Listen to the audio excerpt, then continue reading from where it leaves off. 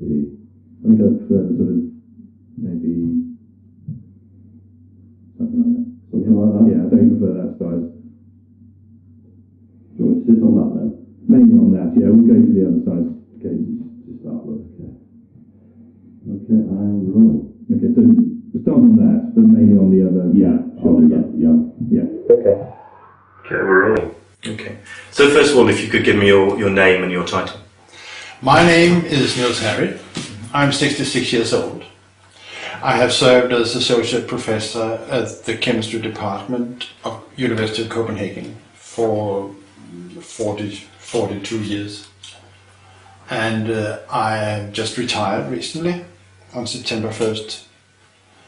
But I still have my office and some students left, and my research is still running. So on screen, you would be associate professor of chemistry at Copenhagen University. Emeritus. Emeritus professor. Emeritus, associate professor, emeritus. Right. Okay, there's a limit to what we can put a bit in, but yeah, you are associate, emeritus. I'm retired, yeah. It doesn't matter. I still have my office. I see. Still there. Yeah. Okay. And your specialism when you were there, what was? Well, this is photochemistry, chemistry, and with light, chemical processes induced by light, and physical consequences of light absorption, which is kind of abstract eventually, but photosynthesis is an example of a photochemical reaction. Mm-hmm. So tell me, just doing general questions first, as I mentioned yesterday. Yeah. Okay. What do you think happened on 9/11? I don't know. The point is that we're dealing with the killing of 3,000 people, and it has never been investigated as a crime. There's never been a forensic investigation of that day. And whatever happened, we have to wait for that. But there are hundreds of circumstances and observations. Niels, please, not tap your phone. The tapping will be picked up on the mic. I beg your pardon, but we would pick it up. Thank you. Just let me ask that question again. What do you think happened on 9/11? Do you agree with the official account? No, I don't. The official account is that America was attacked by 19 young hijackers guided by Osama bin Laden. And for once, we haven't seen one single forensic proof for this conspiracy theory to be correct. Not one bit of proof? Not one bit of forensic proof. But I thought there's actually quite a lot of facts out there. Well, why haven't we heard about them? I haven't. But I have heard about and seen and been involved in the production of hundreds of observations and facts and circumstances which violates the official conspiracy theory. And that's why we are waiting for a criminal investigation of the crime. And until this occurs, we should stay open for whatever it will lead us.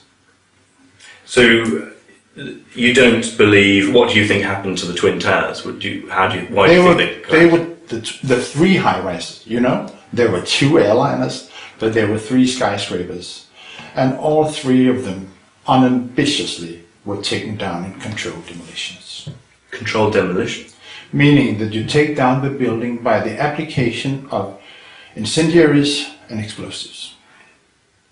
And is there evidence that explosives and incendiaries were used? Plenty.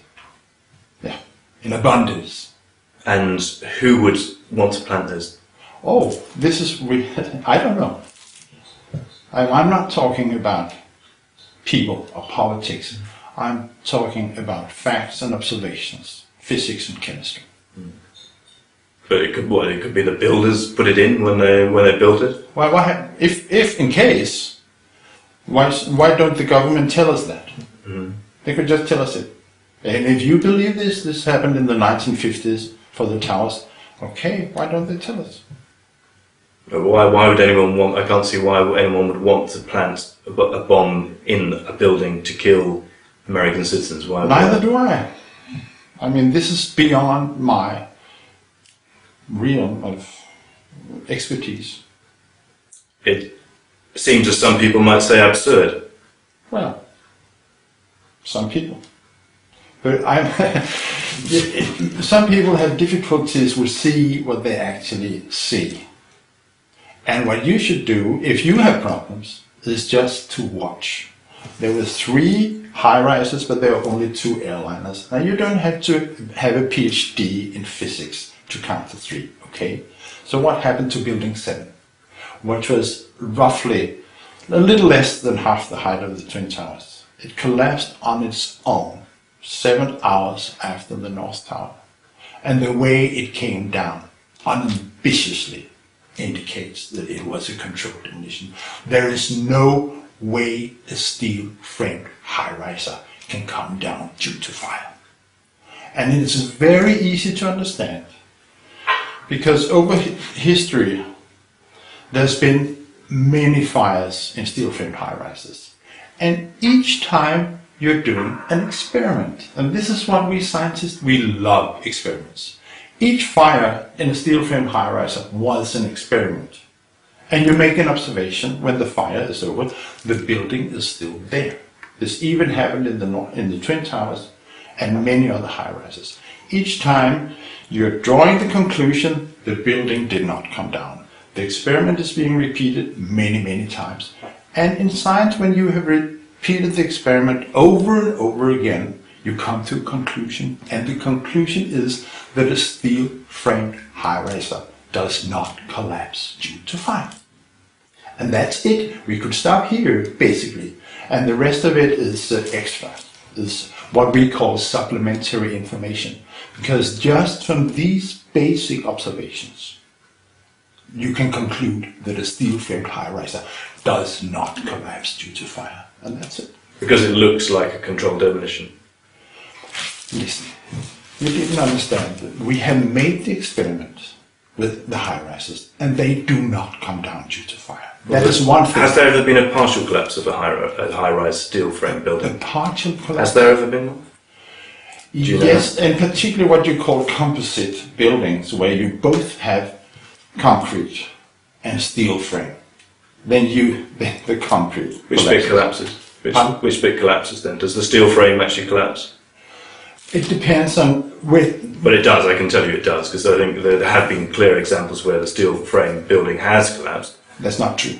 I'm sorry, it's not true. If you want to bring out an example, it is probably what we call composite buildings.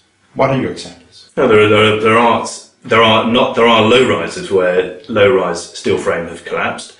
There are high-rise where the concrete centre has stayed intact, but the steel frame outer has collapsed around it. Now we're going into details. Well, details are important. Aren't facts important to you? But you're aiming, in this case, you're probably aiming at the Windsor Tower in Madrid. But then that's one example where you can see exactly that. But the point there is, you are taking us into details. But the point there is that the upper 16 floors of the Windsor Tower, the floors were concrete, and they went down, and leaving alone the front, the steel front, completely unsupported. And that is not a steel frame, my friend. This is a composite building. You're not. I'm calling for an example of a genuine steel frame building which had collapsed due to fire. Mm-hmm. Please. Well, and there are other examples where I haven't got all the names listed, but I can come back to you with that with other buildings where they appreciate that, because the various international groups that look at the engineering have not high-rise. I accept that. There haven't been high-rise, but there have been other. The basic principle that's operating there, which is that when steel is heated beyond about 600 degrees centigrade, it loses about half its strength, which is basic physics and science, which you like.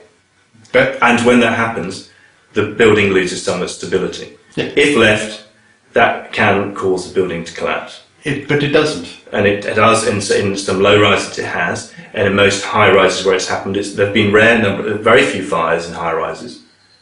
The longest one where it's been when it didn't have a fire service treating the fire at WTC 7, where it's burned for 7 hours and wasn't treated by the fire service, that did collapse. Not due to the fires. Well, that's your argument, but equally NIST looked at it for many years and suggested that it did. Look, it came down, Building 7, take an example. But I want to dispute what you just said about high-rises collapsing due to fires. For once, 2 points here.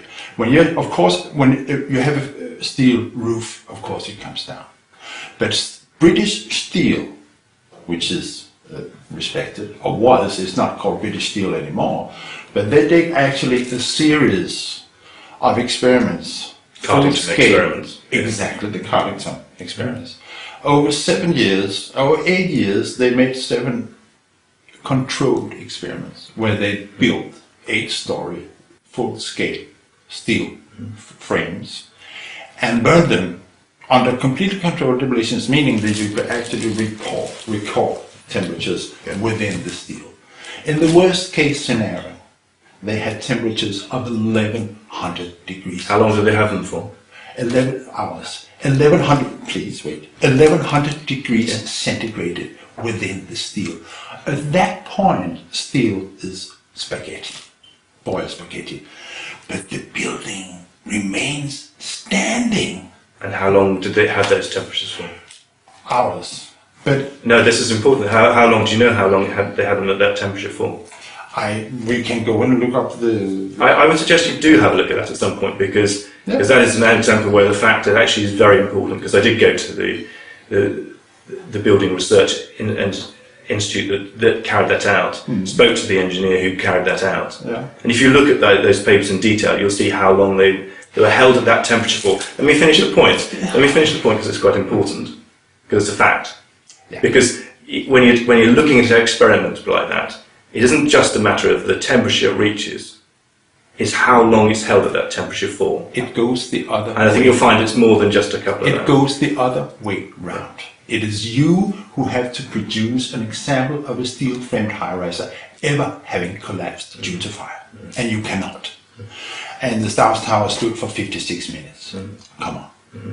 There has been no reported example of steel-framed high-rises collapsing due to fire. And it was not Building 7. The process is clear.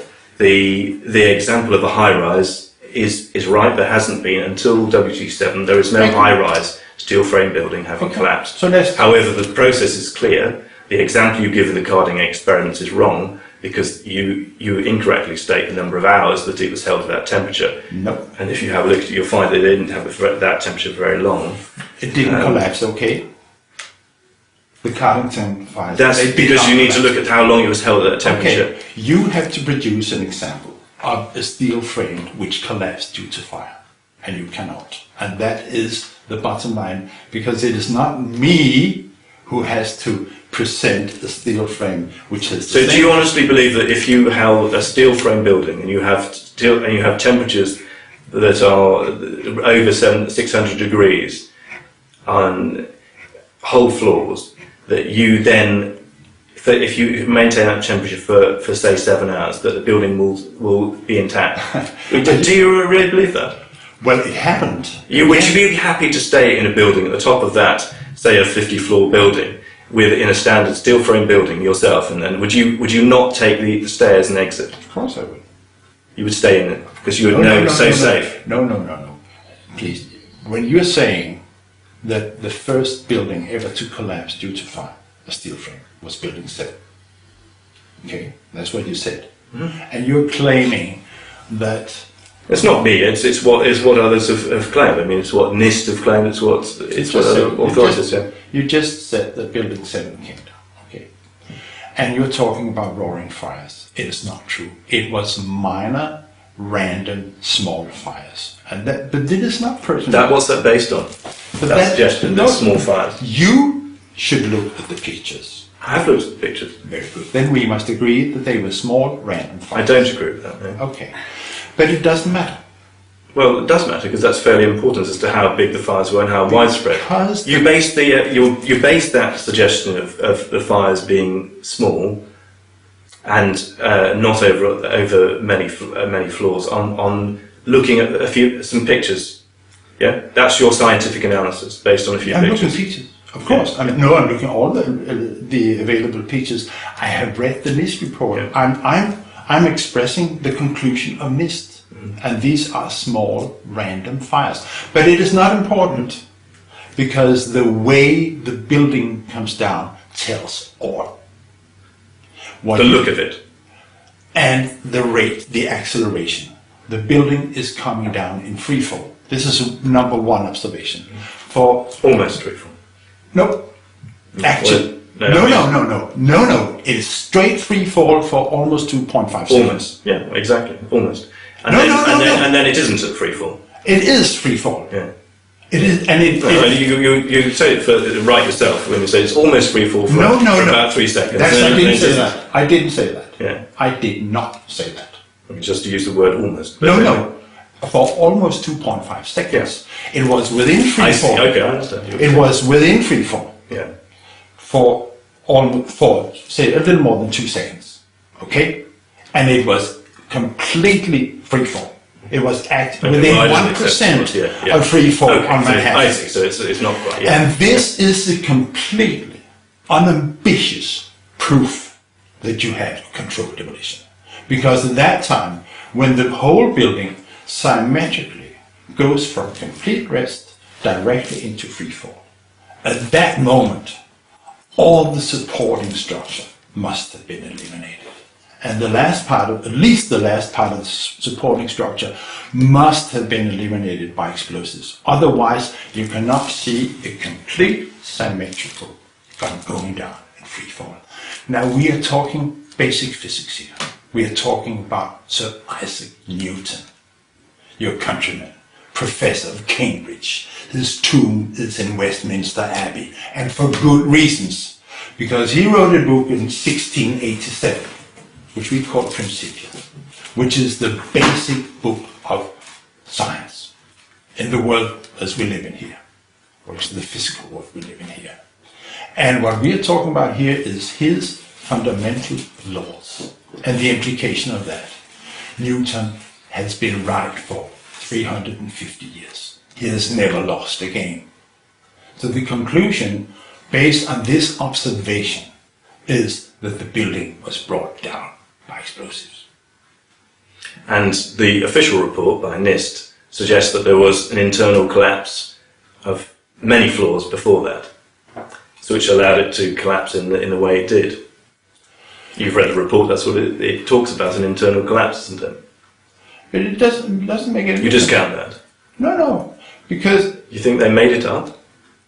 Yeah, I do. I think that the NIST report is scientifically so flawed that I would call it a fraud. It's a scientific fraud. It's a conscious cover-up. So no doubt.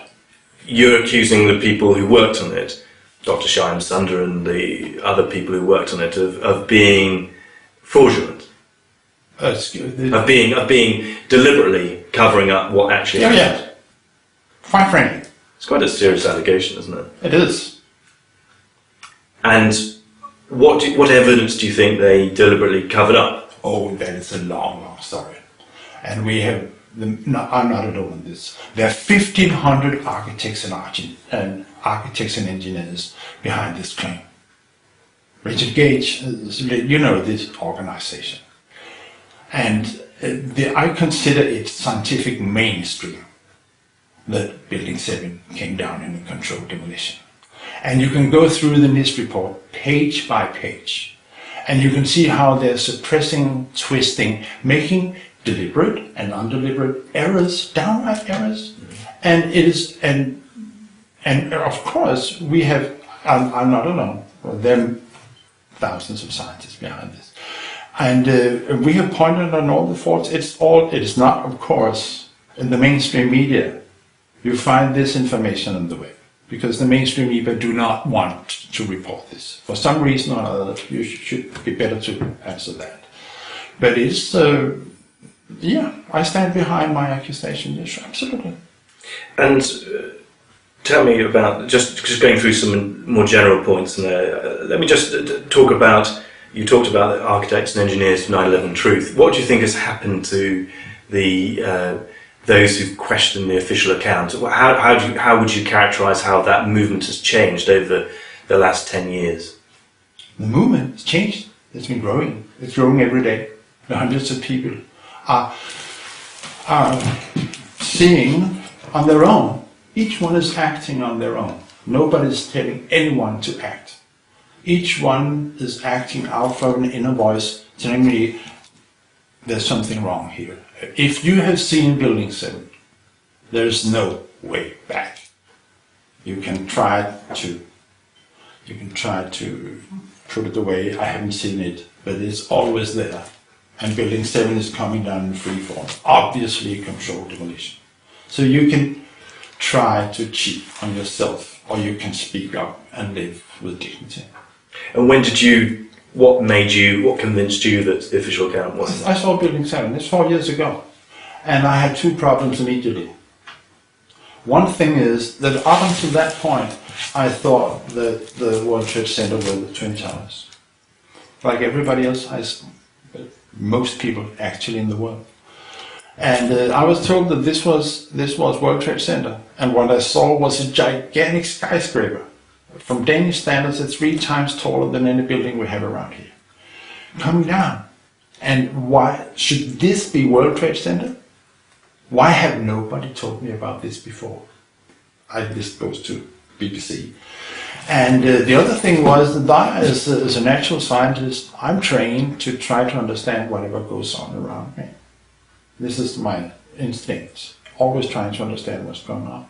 And I couldn't understand why this building standing there, the last seconds there are not even small fires. There's no smoke, there's no nothing. You just see the building going down, and you can actually see the explosions are running from the bottom up on the north side. You just watch. But at that time I didn't understand. I just hey, what's going on? So I had to look into it. This is the bent of my nature. And after a couple of weeks, I understood that this is the most important event in my lifetime. And from that moment on, there's been no way back. And do you feel sort of driven by this? I'm driven by two things. First, I'm opposed to crime. And we are talking about the killing of 3,000 people. And it has never been investigated as a crime. That we have been presented for no evidence. There's been no grand jury, and nobody has been wanted for the terror attack. Osama bin Laden has never been wanted for it due to the lack of evidence. That's one thing. I'm opposed to crime. Next, I have 6 grandchildren. And in a couple of years, they'll be old enough to ask me, "Grandfather, which side were you on?" And I'm going to answer them, I was on your side. So do you believe that there were 19 hijackers? Do you accept the official account that there were 19 hijackers and they did hijack 4 airplanes? There is no evidence. There is no evidence that these 19 hijackers ever got on these planes. There are no tickets, they're not on the original manifestos. There are no boarding passes. There are no ground hostess telling them they're boarding. There are no videos of them going through security. The one you might refer to is from Portland. There is no evidence that they would be able to take over 4 airliners at the same time within a half an hour or something and prevent 8 adult, trained, seasoned pilots from just pushing the hijack button. There is no evidence how these young men who had never flown an airliner before could hit the Twin Towers. It is like threading a needle on a horseback at 900 kilometers at 60 kilometers an hour. There is no evidence explaining why the American Air Force remained on the ground for 1.5 hours. Under ordinary circumstances, they would be up and intercepting within 10 minutes. And they stood still for 1.5 hours. There is no evidence explaining why an airliner, Flight 77, after having flown around in the most supervised airspace on the Earth were able to slam into the most strongest surveyed and protected and defended building in the world, the Pentagon. And it was flown by a pilot who couldn't even rent a Cessna. He was not allowed to rent, and it is doing a completely crazy maneuver in the last step, making 270 degrees turning and diving at the same time. And you want me to believe that? If this was the script of an action movie, wouldn't you run to the ticket office screaming and ask for your money back? So, do you think that civilian airplanes did crash into those buildings? Do I believe that? Civilian airplanes, the American Airlines, United Airlines. Oh, sure, of course, there were two airliners. Some people don't believe that. Obviously, they use. Of course, there were two airliners crashing into the towers. And one into the Pentagon, one that crashed at Shakespeare. Pentagon, we are still missing the evidence for that. But there's a lot of discussion about what happened at the Pentagon, and I did not touch that. I don't know. We're still waiting for all the camera footage which Pentagon confiscated immediately. We're waiting to see that, and if the government will release these videos, I think it will help a lot. For instance, and we haven't seen the wreckage. But at the moment, you're not convinced that there was even a plane, a civilian airplane, American Airlines 77. You don't think that necessarily hit the Pentagon? I'm a scientist, and all my statements and convictions are based on positive evidence. And what I'm saying, we have to wait for the positive evidence. I'm saying that there is, up until now, there's no evidence for that. And that's where I stop. I'm waiting for positive evidence. So if I gave you evidence, would you be convinced by that? Of course, the world would. Okay, well, I spoke to the special agent who's in charge of gathering evidence from the FBI, who was in charge of gathering evidence from the scene afterwards. She picked up parts of the plane. She picked up, some had distinctive lettering from the American Airlines plane. She picked up body parts. She picked up uniforms, bits of uniforms. Why haven't they displayed it? What, the body parts of some people. Tasteless. But okay, well, the FBI has shown me, and I have film of it, of a section of the fuselage from American Airlines 77. I'll put it up for public discussion. Would that convince you? That depends. Of course, I have to see it. Of course. But the official story, which you must agree upon, is what I just told. It's in the 9/11 Commission report, right? Okay, and that's what I relate to. You asked me in the beginning about evidence pro the official conspiracy theory, and I said there is none, and I said there is plenty of evidence against it, and all the time I'm talking about positive evidence. Now the official account. So you exclude what the FBI special agent is saying. Is that not positive evidence? Someone who's actually there. I suggest if the FBI have evidence, they should present it to the public. Of course. A witness who was there. Is that not evidence? No, You don't trust someone. Is that basically what it comes down to? I'm a natural scientist. My convictions are based on hard evidence. You can buy any opinion out there. So a witness who actually sees things, witnesses things, that doesn't count for anything? Of course. It does count in a court of law. Yeah. Yes. But take a woman like April Gallup, who actually walked out the hole with her baby after the event at Pentagon. And she didn't see any wreckage. And that's witnesses. And there are many other witnesses opposing that there was an airliner. But please, we are into territory now where there is contradicting witnesses. And I say, I base everything I'm saying here as hard evidence. And you're dragging me into a situation where there is no hard evidence.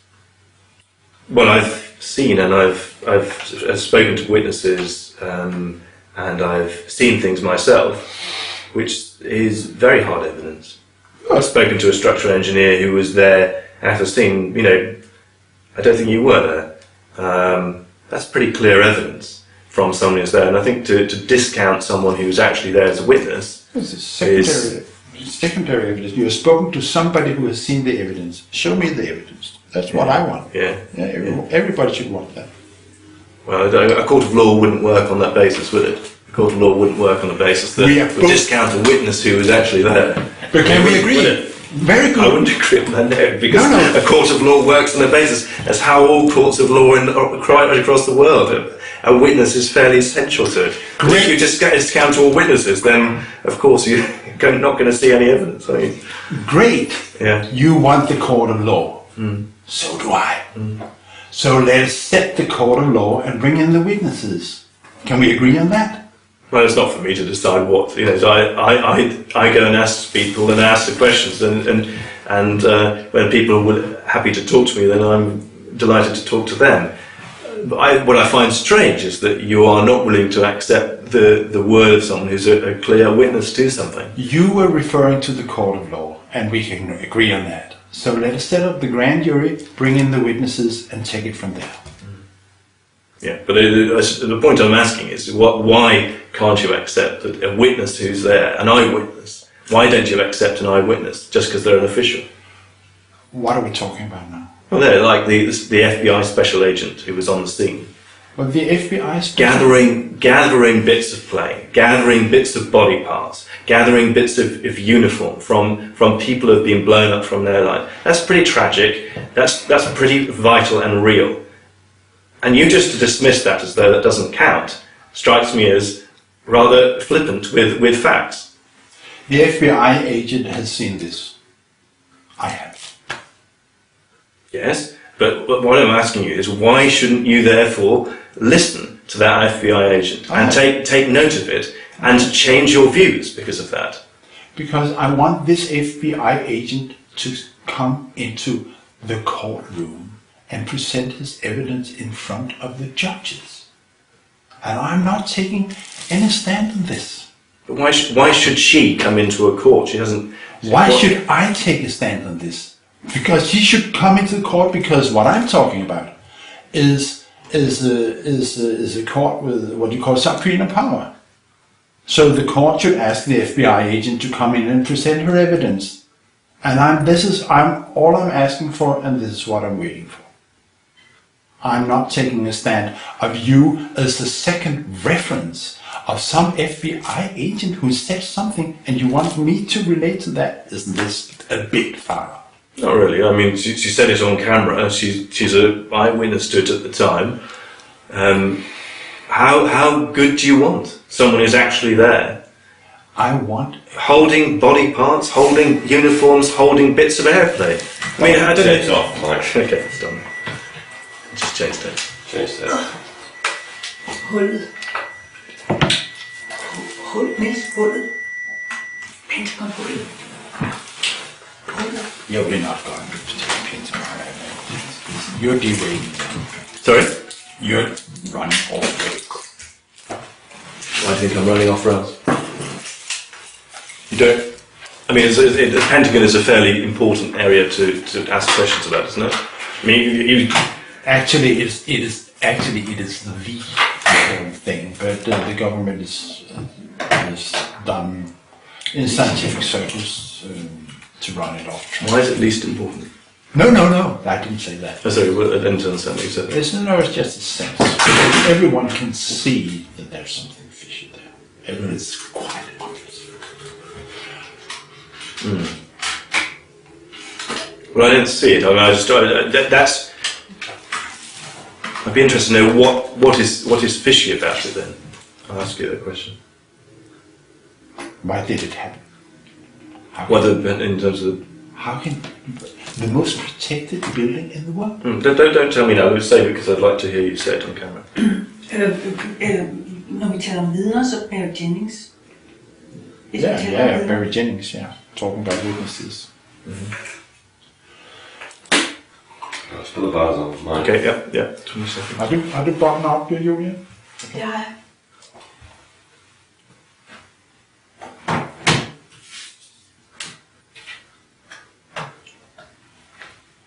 FBI-agenter. Yeah.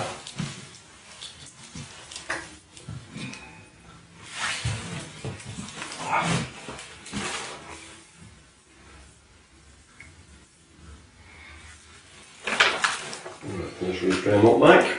We'll crack on. Just a second. Focus. Okay, camera's rolling. So we were just asking about the Pentagon, Niels. The facts seem fairly clear. What happened there? The official account does seem to check out with all the facts that are there. Really? I disagree. And why do you think it doesn't? Why do you think the official account doesn't seem to hold true at the Pentagon? Well, I've said this already. I find it unbelievable that a pilot which was not allowed to rent a Cessna could fly a Boeing 757 and make a 270 degrees turn and a dive at the same time and slam it into the building. It's an impossible maneuver. I don't believe that it should be possible for an airliner to attack the most protected and best defended building in the world. And so if the government wants me to believe that, I suggest that they release the more than 80 videos, as I understand, video cameras actually monitoring this building. They just relieve the footage of the Boeing, and that's it. And until then, I'm just waiting for the hard evidence. So where did the airliner go? I don't know. American 77 disappeared, or? Well, please. I'm referring to hard evidence. I'm not doing any speculations. I'm just waiting for the hard evidence. But there were passengers on it. There was an American Airlines 77. There did have passengers on it. Had pilots on it. Where did it possibly go if it didn't crash into the Pentagon? I'm a physicist and chemist. I specialize in the collapse of the World Trade Center. And all these discussions about the airliners and the passengers, and there's plenty to talk about. I suggest that you take in other specialists who know more about that. We can go on for hours discussing this. And the problem here is that there are conflicting evidence out there. Okay? And most of it is conflicting with the official story. That's not what I've found, but Well, that's your opinion. It is, definitely. But until further, I think that it is unbelievable that an airliner should be allowed to fly around for 1.5 hours and then slam into Donald Rumsfeld's own office building. I don't believe that this was just an accident. I've spoken to an air traffic controller, and he explained why they failed, and they did fail. It was a failure to launch aircraft to intercept. Okay. And the explanation is fairly clear, that there was a lack of communication. And There's been written books about it. Please. but you just don't accept that. You know the explanation, but it doesn't mean anything to you. I don't believe that the American people is paying billions of dollars to the most effective air force in the world, and they should fail on such a simple occasion like this. And you've sort of questioned whether there were indeed 19 hijackers. And a few months ago, we heard news that Osama bin Laden had been killed. Do you believe that he was killed by US Navy SEALs then? I believe that Osama bin Laden died more than 9 years ago. Probably on December the 12th or 13th, 2001. Way back then, and what happened to him after that? He died. What were the Americans hunting for after that? They had a big operation to try and hunt for him. The CIA, the FBI involved in a large hunt for Osama bin Laden. What were they doing? Were they just doing that for a joke? You should. Why don't you ask them? I did ask them, Oh, please. and they said they were insulted by the suggestion they would not be doing. They were not working to try and find Osama bin Laden. Well, They say it was absurd. I apologize if I have insulted anybody. I'm talking about hard evidence from start to end. They said they had hard evidence when they were there. They had DNA. They they physically ID'd the person, and his wife at the time shouted out his name. Why don't they show us? And if they showed it, would you be convinced? Or Yes. would you then say we want a court of law and something else? Of course, it should be. Of course, he should be convicted. He has never been charged. And somebody called the FBI way back, a reporter called Ed Harrit, and he asked the FBI, "Now, why is Osama bin Laden not wanted for 9/11?" And the spokesman called Rex Tom answered quite bluntly, because FBI does not have any hard evidence connecting Osama bin Laden with the terror attacks on 9/11, and that's it. This is FBI admitting they do not have any hard evidence for this, and we haven't seen any hard evidence either. You don't think Al Qaeda was involved in 9/11 at all? We're going into the political realm now. I think it's not the political arena. I think it's it's the official account of what happened. Official account of what happened absolutely essentially says that Al Qaeda was responsible for 9/11. Of course not. Yeah, of course. I have not seen any evidence that the 19 hijackers. Actually, I know a person from Iceland who has put out a reward of 10,000 pounds sterling to anyone who can produce hard evidence for that the 19 hijackers actually boarded these planes, and his money is still in the bank. So if you can present hard evidence that the 19 hijackers went on board these planes, you can earn 10,000 pounds sterling like that.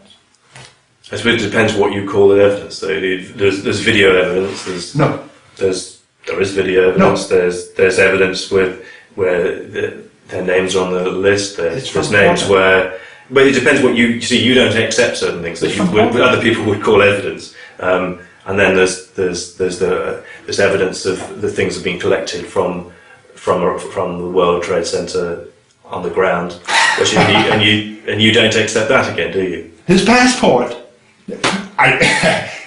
Do you accept that? They are finding the passport beneath the towers before the collapse. So you think that the hijacker, flying at 960 miles per hour, tells his co-pilot a few seconds before impact, "I just have to pull out my passport." He's rolling down the window, throwing out the passport, and it is accidentally just found on the sidewalks. Is that the story you accept? So the passport was planted. I asked you, is this a story you accept, or do you think that the passport survived the blast of the jet fuel and flew out through the flames and landed on the sidewalks? This is what you believe? Are you serious? Yes. You are? Okay. I think, well, that's the official account. Is that not the official account? Well, if you accept the official account there, we disagree. I beg to differ. But the point is if evidence is presented to you, and I guess this guy in Iceland, you decide whether you think it's evidence or not. Of course. It's like I might go and speak to a witness. You haven't spoken to any witnesses from. I don't think you've actually spoken to any witnesses who were there at say the Pentagon. But if I go and speak to someone, you say, well, they're not a witness that I accept. We're talking about... You have a different approach to what is evidence, and you dismiss anything that I suggest to you. Seems a strange way of operating. You suggest that the passport found from one of the hijackers, besides World Trade Center, belonged to a hijacker who had just flown an airliner at 960 kilometers per hour into a high-rise?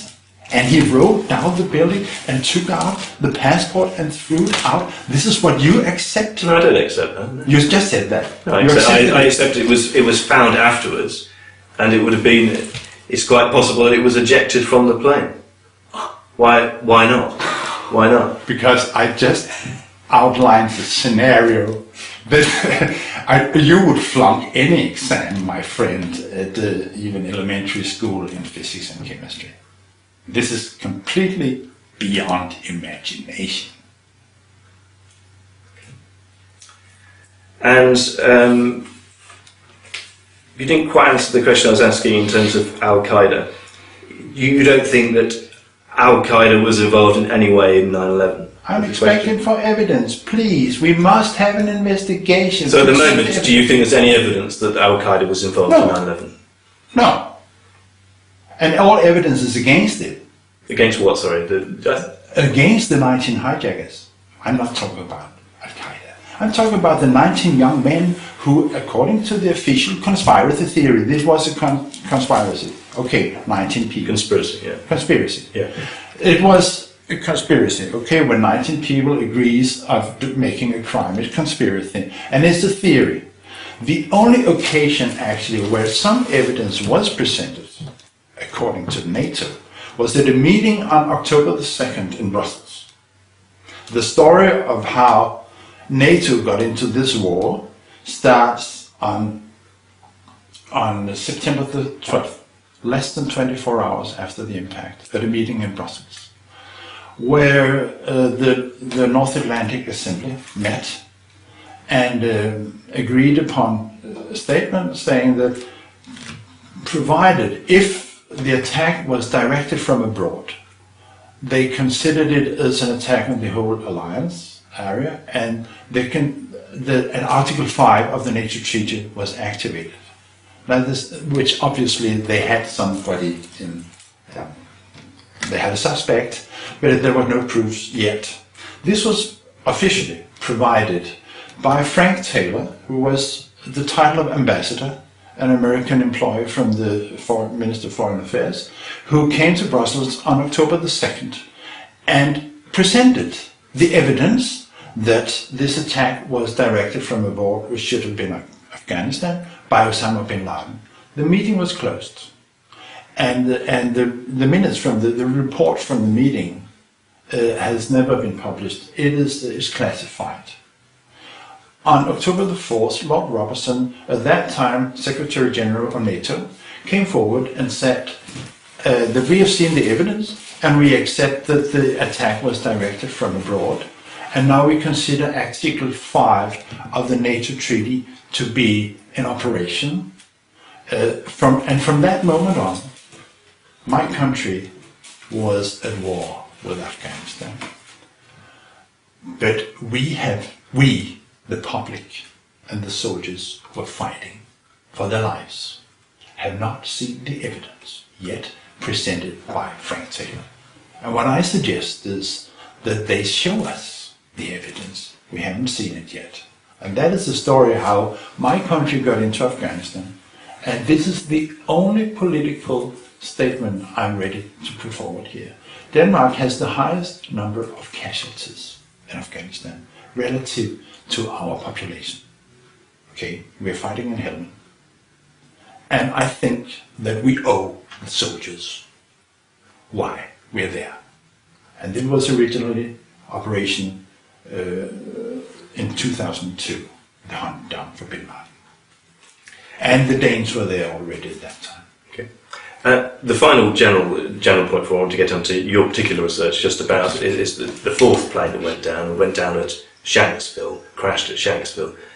Do you believe that was a civilian airplane? Do you believe it crashed into the ground at Shanksville? There was no wreckage. The people who came out actually to look at the wreckage, they went home after 20 minutes because there was nobody there.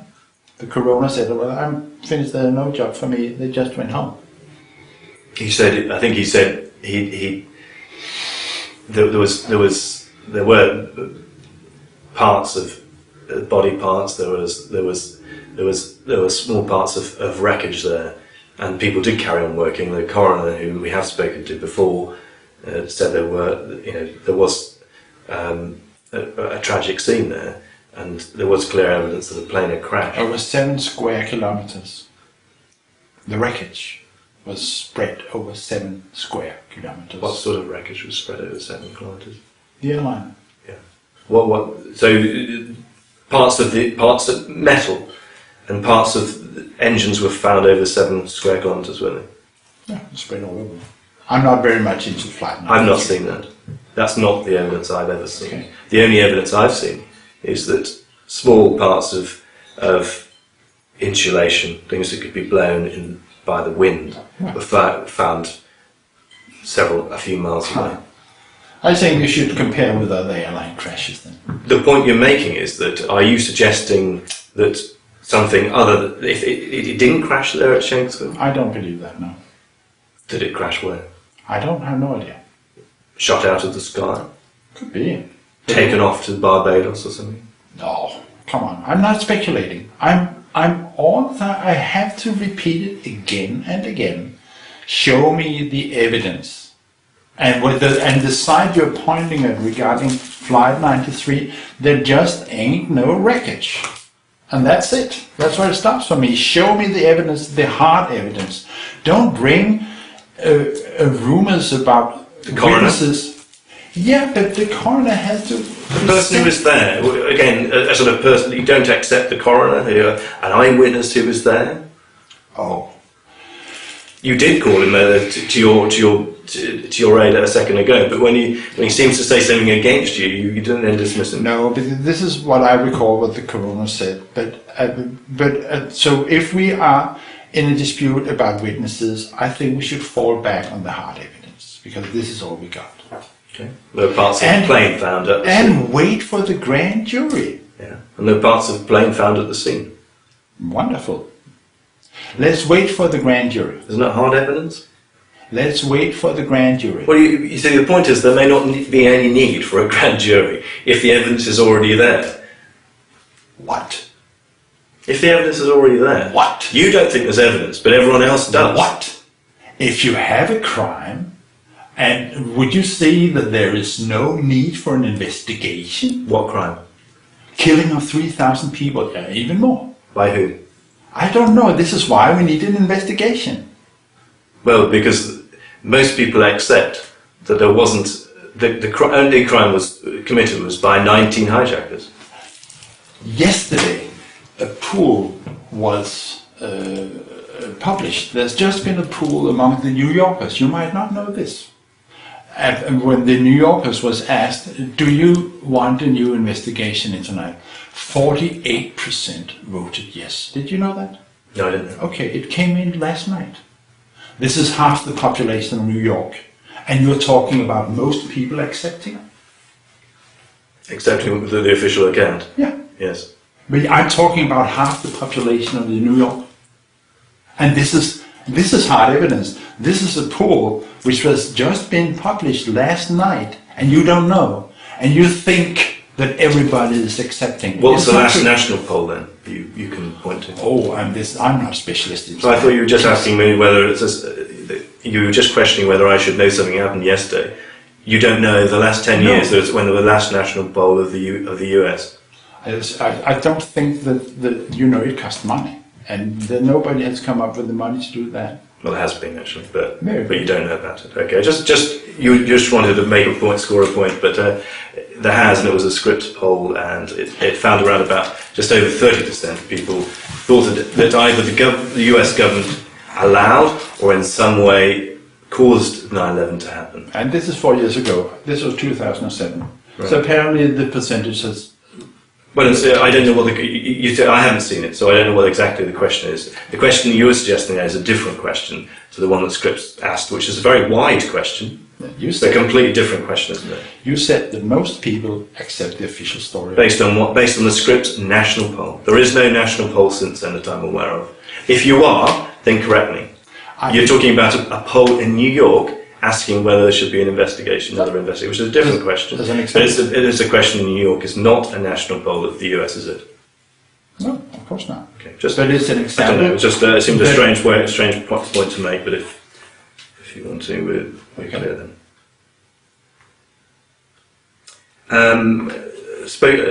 Final sort of general point. So I've spoken to a former CIA member who was deputy in charge of the counter-terrorist centre, Philip Mudd. And he said the idea that the US government was in some way involved in conspiracy is, in his words, beyond imagination. The facts point in another way. Suggest anything else is, in his words, despicable. Excuse me? Despicable. What does that mean? Just insulting, I think is another His word. words? Yes, his words. He used the word despicable. Despicable. Well, I mean, he's talking about his own imagination. He's talking about the suggestion that a lot of people have that you would agree with, who have suggested in some way the CIA or the FBI or the US government in any shape or form has been involved in the conspiracy to kill its own citizens.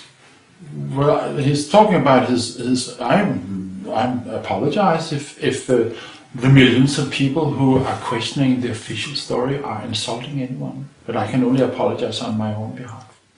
But suggesting that, and I think you are suggesting, that they had a hand in murdering American citizens. I think it's more offensive actually that you want me to believe that a hijacker can throw out his passport at 900, 600 miles per hour. You're insulting my intelligence when it's coming up with stuff like that. Well, I think as a representative of BBC, you're a member of the press, and you're even, as I understand, you're referring to many years of experience as a producer by BBC. I think that you should stick to your role as what you call the fourth estate and be ready to ask questions no matter where they lead. I'm glad you ask any questions, that no matter where they lead. Okay. I'm asking you questions. No. But that's the point he made to me, and I wanted your response to that. Which, someone who's spent their life working for the governments, like him, and there are other members of the US government and the FBI, find it beyond the pale, find it offensive to suggest that they spent the last 9 years hunting for a person who didn't exist, that they somehow had a part in killing American citizens, which is what you are suggesting. No, I'm not. I'm asking for an investigation, and on the contrary, I think that all these people fighting for their countries, including Denmark, need to see, must be presented for the hard evidence they're fighting for. I think that I am doing the person you're referring to a great service by asking questions. I think he deserves actually an investigation, doesn't he? Well, I don't think he's asking for one. So He doesn't feel the need. Why is he offended that actually the basic for his own work should be? To be clear, what he said to me is that he doesn't see anything wrong with you asking questions. He's quite happy for you to ask as many questions you want. But the opinion that people then have, the theory that people have, which is basically, you suggest there were explosives and incendiaries planted in 3 buildings at the World Trade Center to kill American people, must have been carried out by someone. You actually don't like to suggest that it could have been carried out by the obvious implicated person. And other people who present alternatives will say this. Nope. They say it's the US government in shape or form. They say, the distant figure of Cheney and others in a small cabal were present. Ultimately, what you're saying is that the US government killed its own people. It's the other way around. It was a crime to kill 3,000 people. And I suppose that both you and I want the truth. Agree? Absolutely. Absolutely. So what's wrong with suggesting a criminal investigation of the crime? That's your request. Yeah. Yeah. And that's it. Yeah. Okay? And I'm not discussing other people's feelings. And I cannot relate to anybody's feeling in that connection. I'm opposed to crime. But who possibly could have wanted to carry out an attack like 9/11 apart from Al-Qaeda? I think this is what the investigation is all about. Give me one explanation. I don't see any. Well, give me one explanation. Why would you want to do it? What benefit would it have for President Bush? I'm a political scientist. I'm a natural scientist. I'm not discussing politics. So you can't see any? I am presenting, it is my duty, actually I'm an official servant, to bring my expertise and my knowledge to the public. And this is my duty. As it is your duty to put questions on any explanation which is out there. And I'm all the time talking about hard evidence. I'm not talking about rumors, I'm not pointing fingers, I'm calling for an investigation of a crime. This is completely beyond... But to have any crime, as you would like to call it, one of the basic aspects of any crime is to have a motive. I don't see any motive.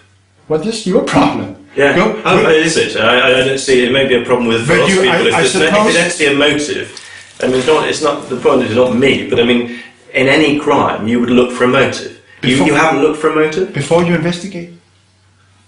Well, as you investigate, it's one of the essential points of it. Isn't it essential in any criminal investigation to have a motive? If a person is killed, do you think the police is coming and asking for a motive before they start investigating? And you don't think they'd ask for a motive in their investigation? No, but I suggest that you start investigating before asking for a motive. Isn't that natural? You might look for a motive during the course of investigation, but to start an investigation, 3,000 people were killed. Don't you think that should be investigated? Just because you have a limited imagination, should that refrain or prevent the police from investigating the crime? So it was investigated by the 9/11 Commission. It was investigated by NIST on several occasions over many years, over the cost of hundreds of millions of dollars. The 9/11 Commission was a political commission, and it was not investigating the crime. It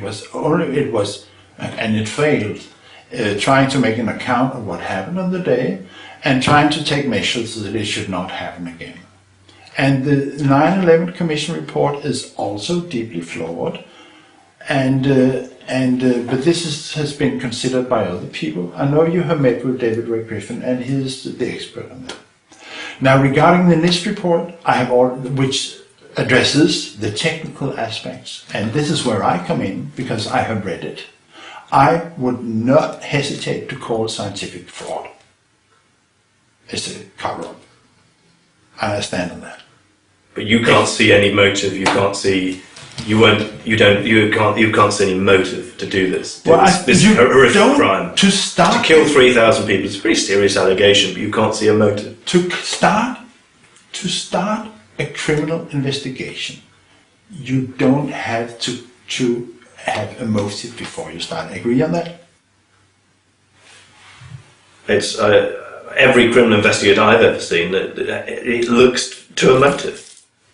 Yeah. I mean, shouldn't you be, as an investigator yourself, looking for a motive? Well, I will not be investigating. I would. I look for a motive. I don't see one. Please, but you're not in the FBI. No, I'm not in the FBI. So let's leave it to the police. No, but I'm asking questions. I ask a question. It's a straightforward question. And I thought it's a straightforward answer. But you don't see any motive. But your only reference is your own lack of imagination. Okay, give me an example of any possible motive for it. No. I'm just saying that the facts are, the hard evidence are that 3,000 people were killed, and I'm opposed to crime, and I just suggest that we have criminal investigation. Well, so the obligation is on your part, actually. The other way around is that the official explanation is fairly clear. It's very clear indeed. There's all the people I've ever spoken to in terms of eyewitnesses there and actual evidence when I've seen things points to backs up the official account. And you have to prove that there's not only something could have carried out, you have to show why it would be carried out. That's absolutely basic. You have to try and persuade people, but you're not willing to engage in that for some strange reason. I don't know why. Maybe because it's fanciful if you suggest it. Because it might seem absurd. Is that the worry? Well, if you have problems with your own imagination, I think this is not... I have plenty of imagination, but I don't want to drift into the realms of absurdity. Of course.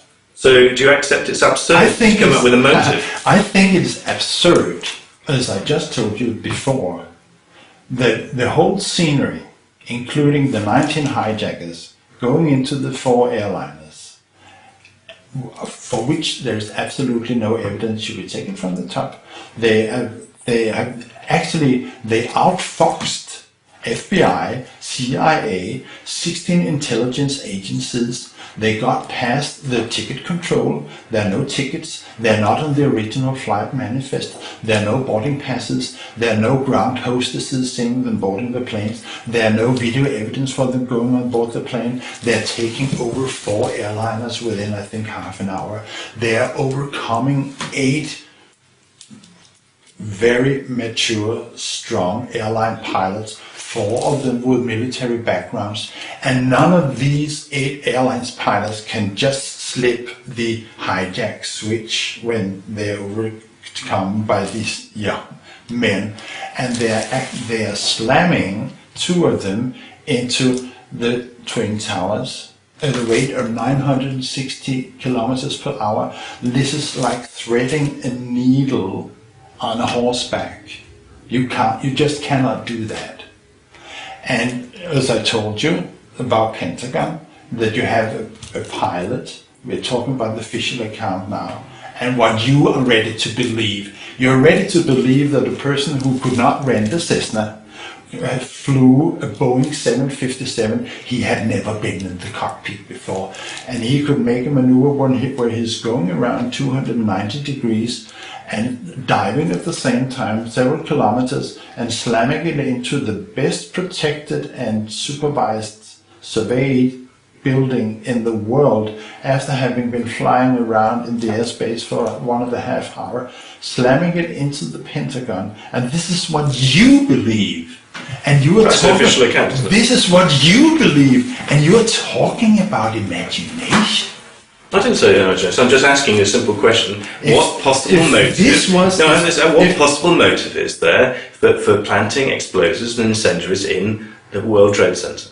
I'm not calling for. I'm not dealing with motives. I'm dealing with hard evidence, and I promise you, there is no way that the 3 high-rises could come down due to the impact of the 2 airliners.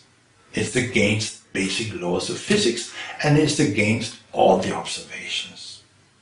And you don't have a single explanation as to why it might want to do it, which is strange, but there we are. So Niels, how many samples did your paper look at? The work in the paper is based on 5 samples, and but due to this chain of custody, which I found ridiculous actually to document, during the writing up of the paper, the other guys, some of the other authors, was very meticulous, wanted to have this chain of custody in place, which meaning that each individual who provided the samples had to fill out a form, and they were interviewed on camera, where and how they found it.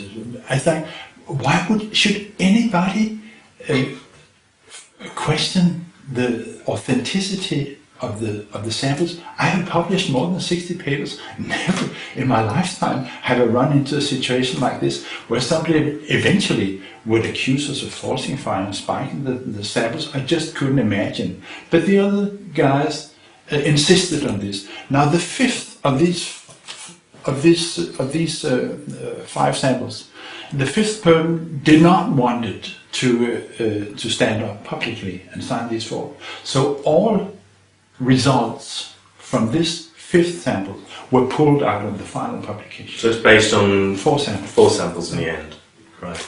And where were those found? Yeah, you can see here. Yeah. No, I don't want to. Sorry, you have to assume that you're talking to a wider audience. They can't. I'm not going to tell people to refer to. It's very easy because this is the south of Manhattan. Yeah. You can see where the samples are found. Yeah. That's it. So they're all found in the south of Manhattan, around the site, in various number of days or weeks afterwards. No. Actually, the youngest one was, I think, about 20 minutes after the collapse of the North Tower. Actually, before the building 7, the 3rd tower collapsed. And the 2 next was the next day, and the 4th was from Janet McKinley's apartment, and she came back to that apartment a week after the collapse, but she lived very close to the South Tower. which is important for the quality, actually of the samples. And how did they scoop up the dust they found? They saved it in a plastic bag. It's all in the paper. I mean, you can and you don't have to be a scientist to read that.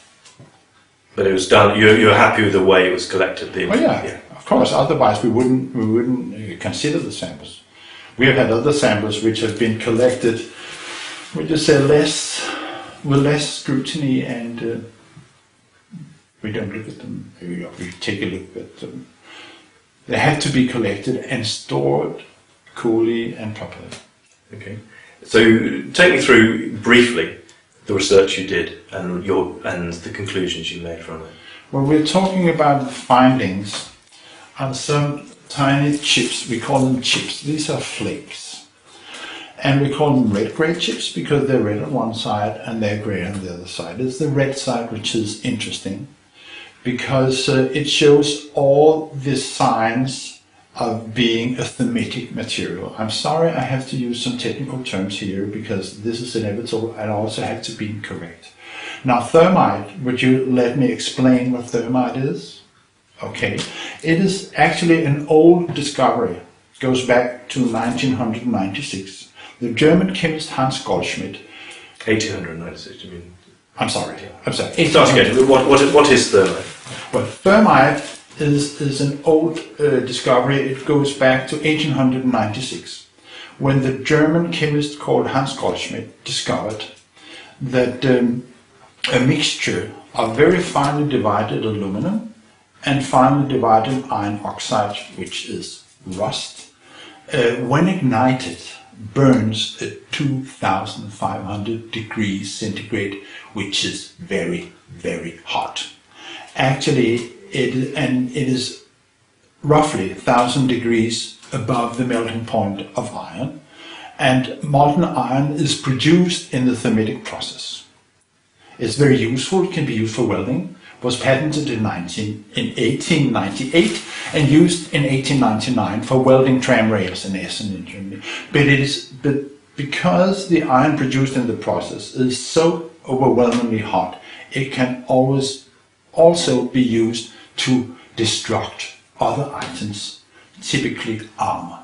So for that reason, the thermite reaction has been used for military purposes for a long, long time. Now, what we found... What did the military use it for, exactly?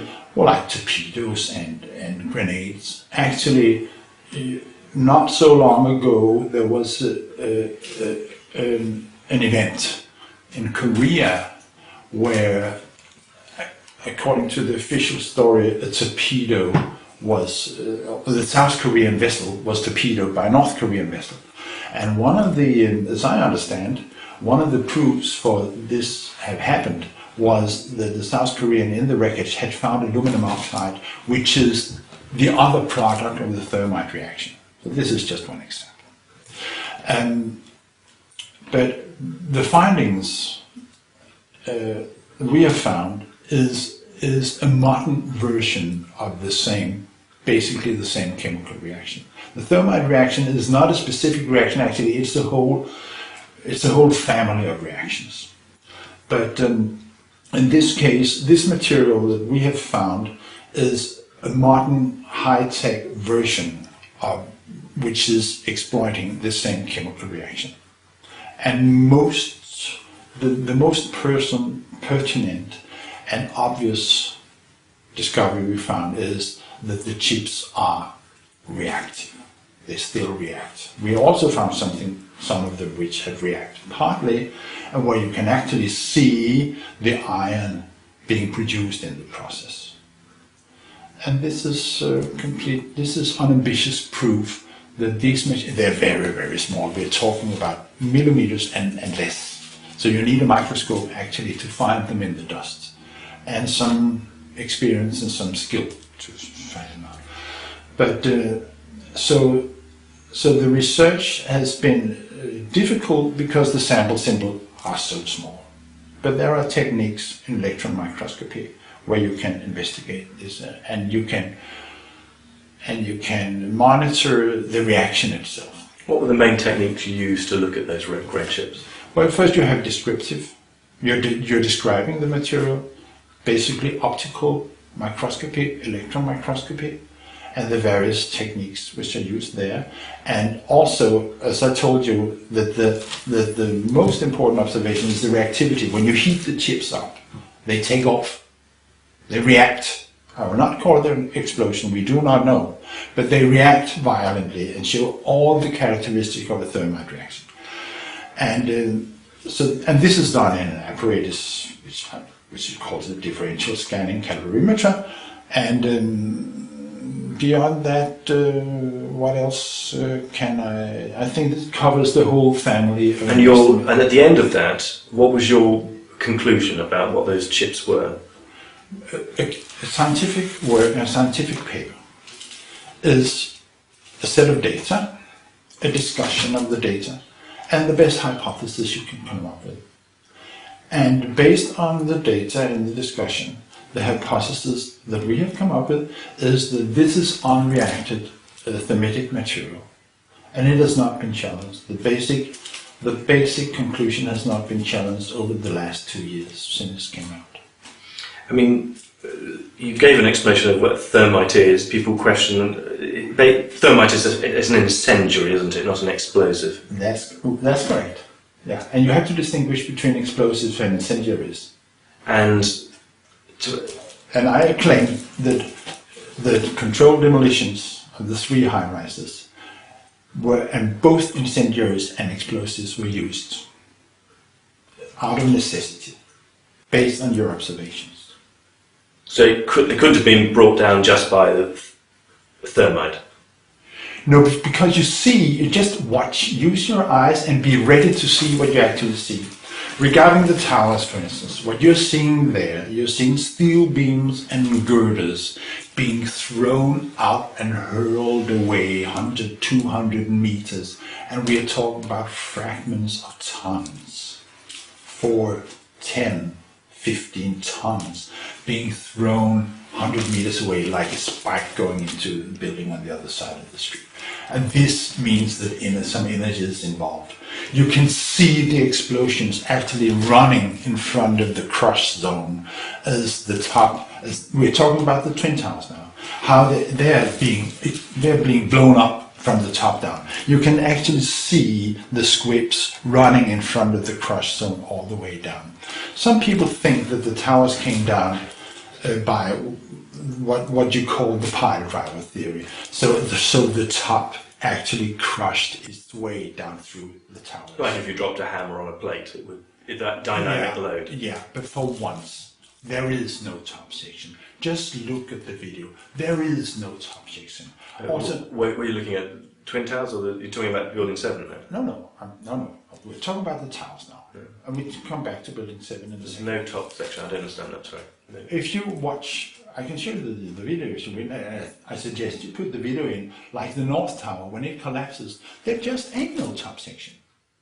And if you take the South Tower, take the clip taken, the video taken from a helicopter to the south, you can see for once the explosions. You can see the explosions occurring in the top sections above the impact point of the airliner.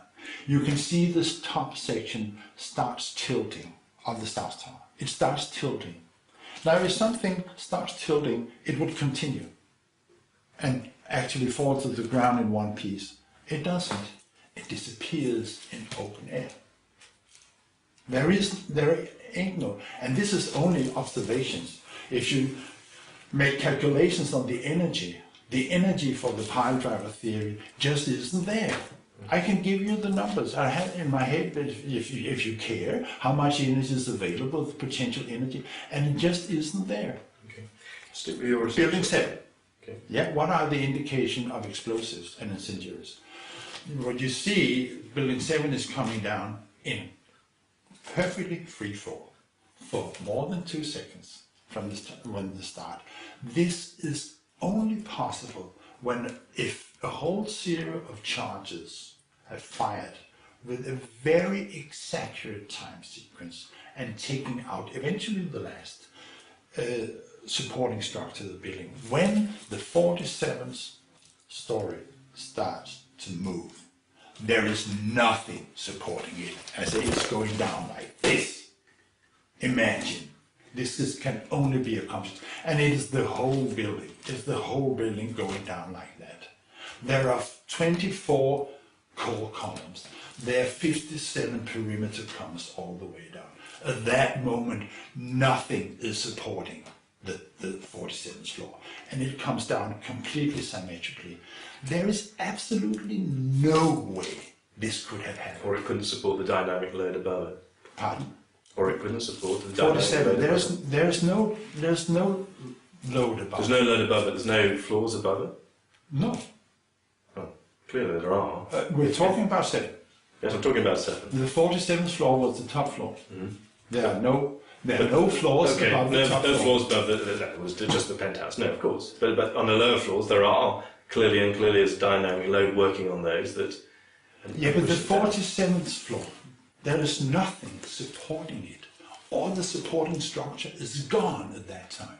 There is no way You see an internal collapse at the top where the pentagons, you see an internal collapse at the top where the penthouse starts to move down and there's an internal crack, and you see a crack with it, and it goes down from inside. Yes, I'm not claiming that the whole structure. So the structure could have been weakened and it could just be collapsed. Of course. I'm not claiming that the whole structure, of course not, that the whole structure is taken out like that. What I'm saying is the last supporting structure is taken out like that. I'm saying that at the moment, the seismic track is 18 seconds long. At the moment when the top floor starts moving, there is nothing supporting it. And the whole building is moving symmetrically. It's going all the way down, and building 7 was not hit by an airliner. Now, come on.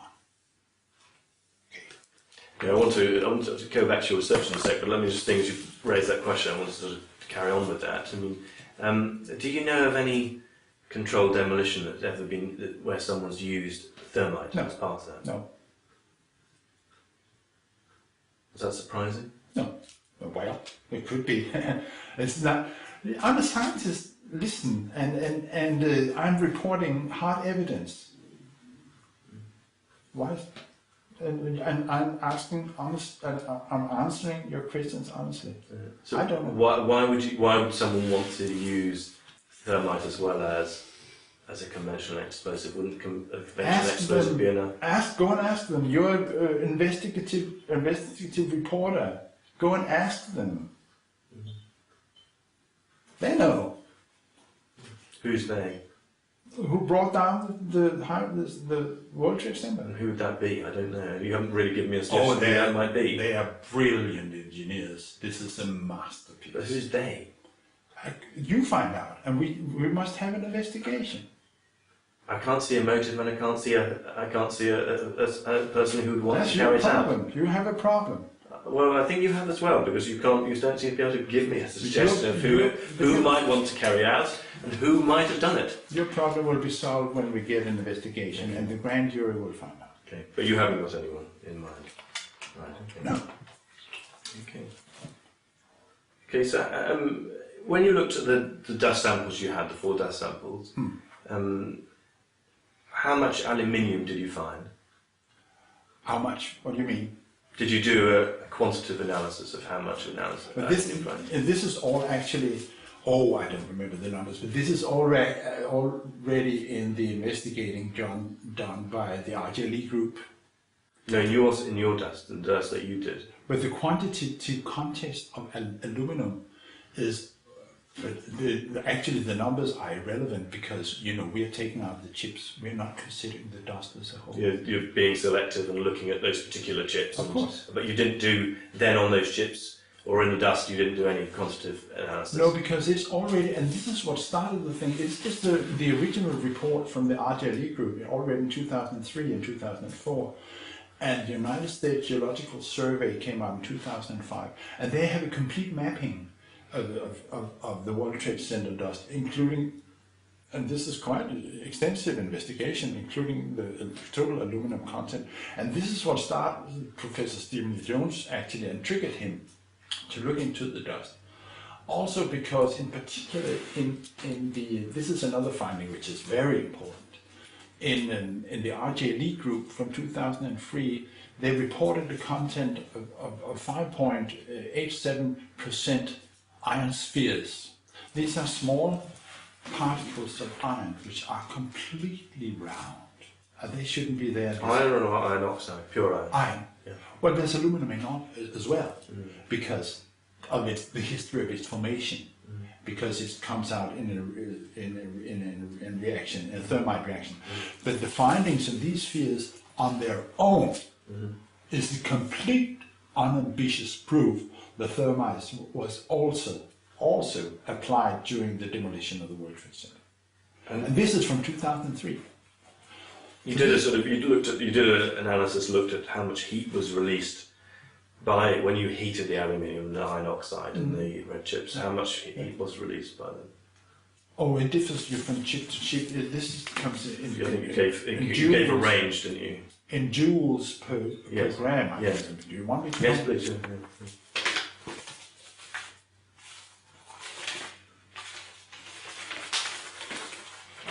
It differs actually. Kilojoules per gram, and the best one comes out at 8 kilojoules per gram as far as I see. And It's 1.5 to 7.5, I thought. Excuse me? 1.5 to 7.5, I thought was a range you had. Kilojoules per gram. Yeah, right. So you know. Okay, very good. Is that right? Yeah, according to this, it's the same as this. Okay. And did you look at any alternatives apart from thermite as being the cause for the red grade chip? We can't come up with any. That is. Did you look at any? Did you look for any? Of course. So the scientists, did you look to see if there's any alternative explanation? Of course. Okay. We try to come up with the best hypothesis. And it is all in what we call the scientific method. What else do you look at then? What other alternatives do you look Well, at? since I don't have any. Because You don't have any? No, what do you suggest? You didn't have any alternatives? Oh, like the paint, the primer paint. Oh, yes, sure, of course. But at that time, we did not have actual samples of the primer paint. We have that. We have achieved that later on, and it's in my office actually at the university. But at that time, what we had was a description of the primer paint, which is provided. It's in the NIST report, and there's a whole chapter actually on the primer paint, because you can use the primer paint as an indication of the thermal history of the steel beams, and it's very interesting on its own, because when the steel beams were covered by protective paint, and when you heat it up, it starts cracking. It's called mud cracking because it looks like cracked mud, and from the cracks you can actually determine the temperature of the thermal history of the beam. And NIST did not find any steel beams from the core of the towers which has been exposed to beyond 250 degrees centigrade. From the primer paint. And this is in Twin Towers you're talking about? Yes. Yeah. Right. And it's the same number actually from 7. In spite of, most of the steel was actually, hurried away, which is forbidden to remove any evidence from a crime scene. But what the remains that NIST had for observation, none of them, according to the primer paint, had been beyond 250 degrees centigrade. Now this primer paint is described, and its thermal stability is also described, because NIST, or company, it's a private company, did experiments with the beams and heated them up and see what happens up to 800 degrees. And what happened is this mud cracking when you heat up the primer paint. And around 600 degrees it starts peeling off, and the polymer matrix starts charring. And actually this charring is more or less complete around 800 degrees. Now the point here is that the primer paint is stable. That's one thing.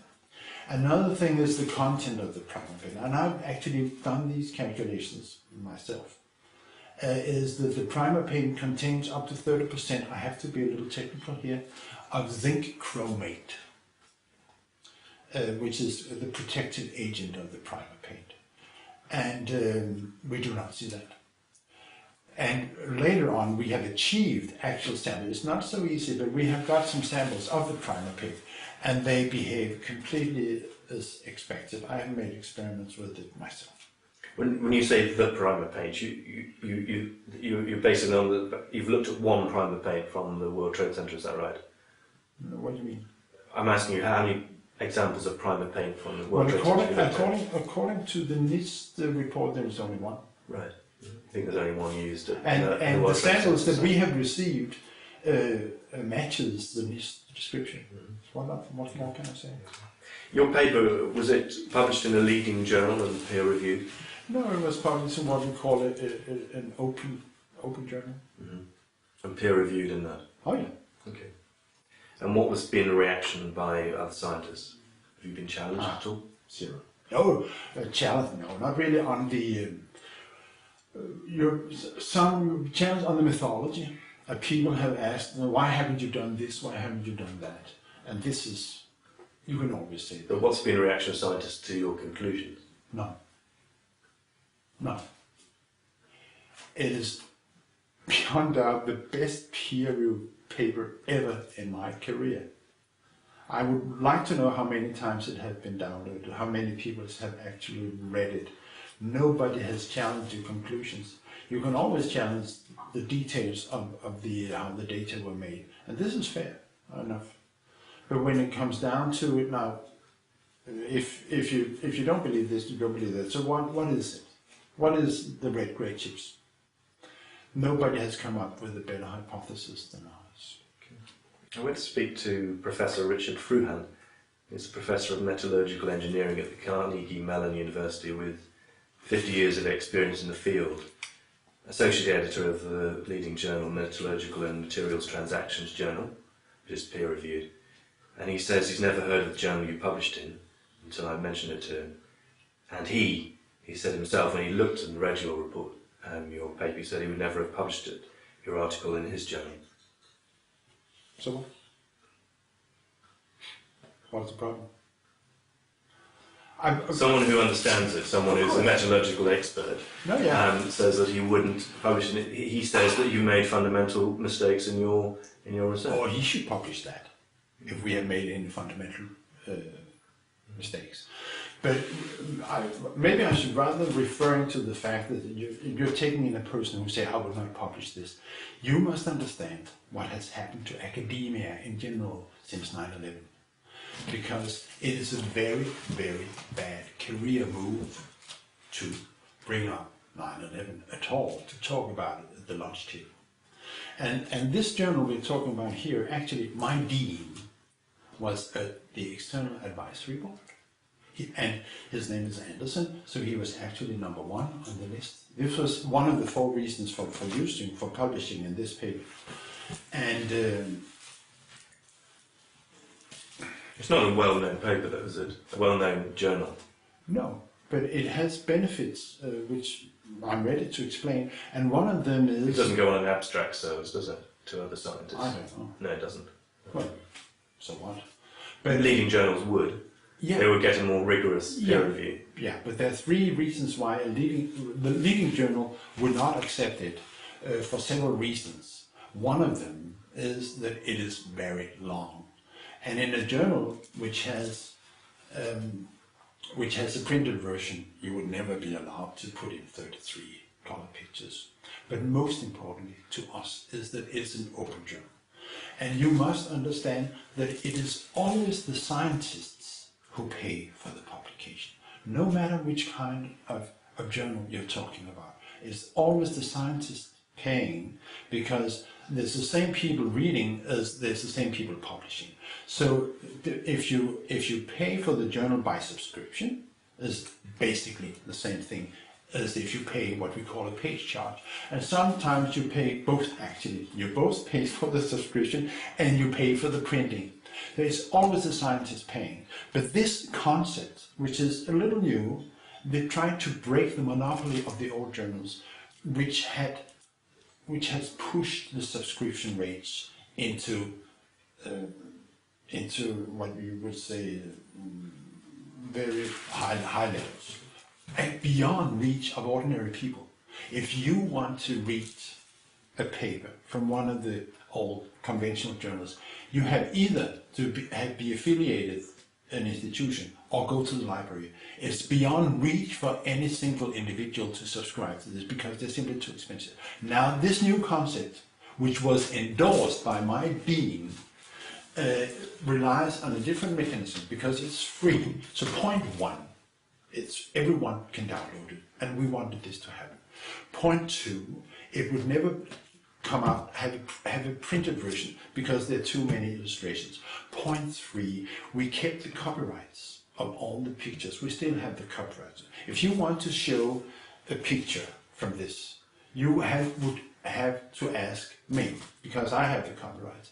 But if it had been one of the other journals, you would have to ask the journal.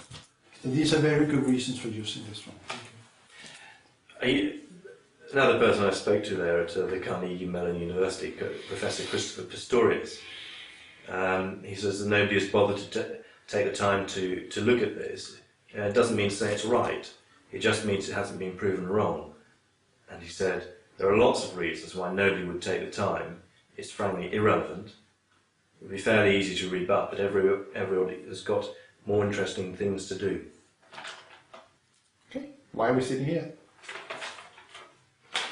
The reasons they suggested that it was they had problems with your paper is, first of all, they said 20 years ago analysis like yours was done on a few particles, and now they do look at thousands,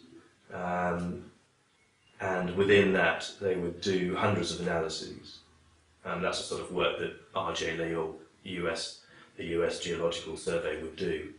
They do, and they would do a quantitative analysis as they go. You based on taking 4 samples and then specifically looking out for certain things. They suggest that's not the way science in this way now works. Bring us the samples. NIST won't give us any. No, they're saying the way you conducted your own survey of the material, even the samples, take it as read that the samples even are correct and they've been corrected in the right way. They would challenge that, they would suggest that they weren't, they aren't. But however, take it that you've got samples there. The way you've analysed it, they're saying, is wrong. It's an outdated way of looking at it. It's being selective.